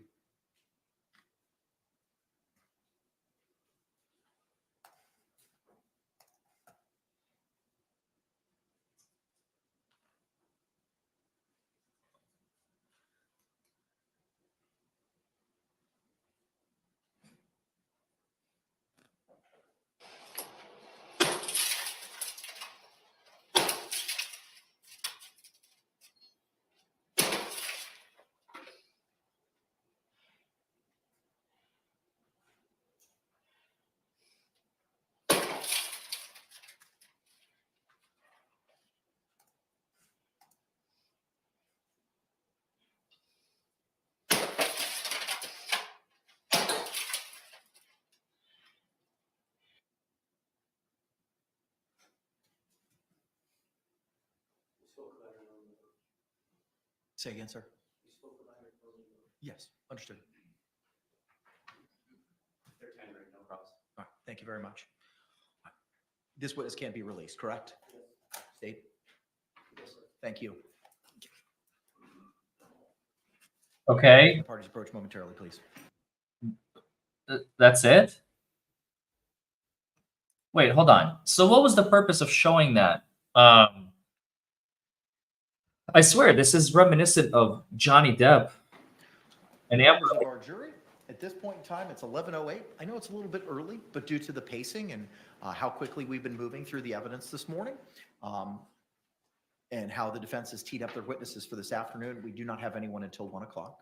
So at this time, we're going to go ahead and take our lunch break at this time. I'm going to give you a similar instruction that I've given you over the last couple of days.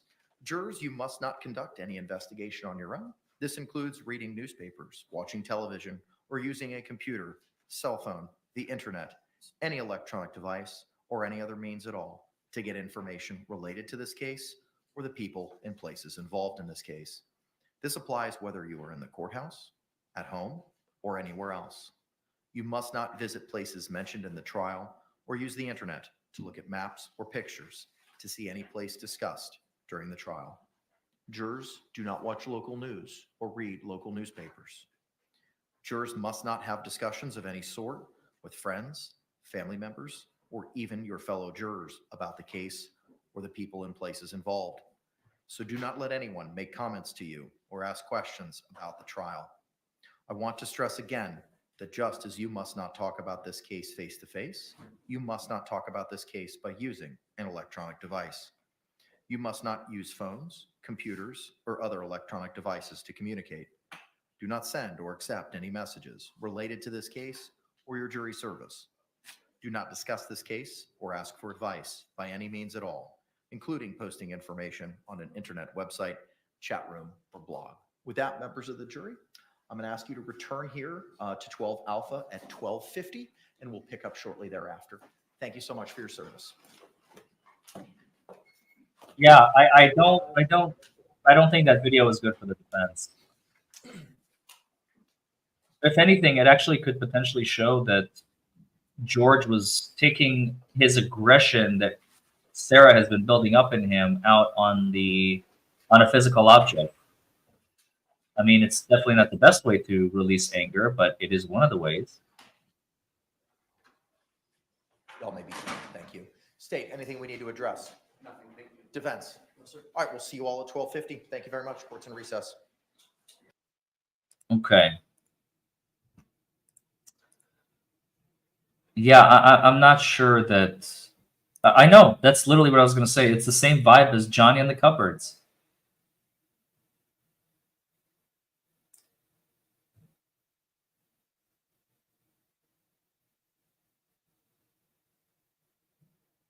He wasn't physically violent towards her. He was venting. He was releasing his anger on inanimate objects. Again, to be devil's advocate, Mrs. K. Griff, destruction of property, is it a red flag for abuse? I mean, sure. Sure it is. But I think we need more data. We need more information.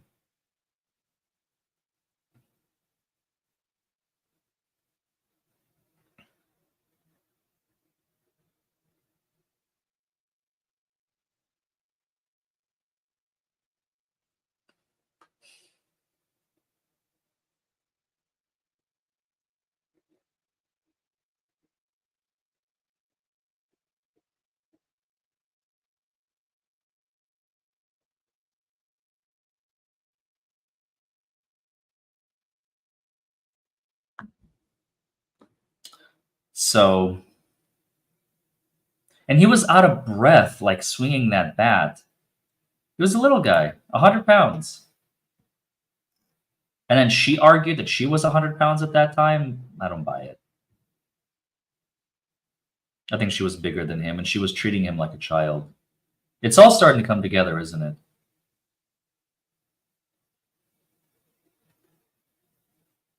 I think it's all starting to come together for the jury as well.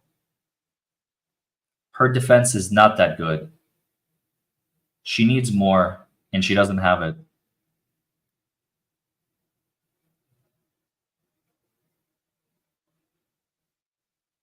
Jail intake said she was 140.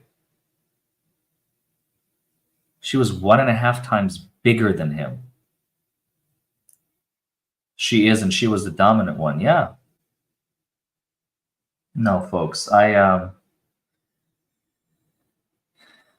Maybe the TV was broken, and she asked him to smash it up. We have no context. We just have very little. Okay. Well, anyway, I'm going to get some work done, folks.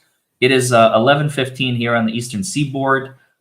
Court will resume at 1 p.m. in about 1 hour and 45 minutes, and I will see you all in that stream. I'm not going to push you guys in it. I have to create it, so I'm just going to terminate this one, and I'll see you on the flip side. Bye, everyone. See you in 1 hour and 45 minutes.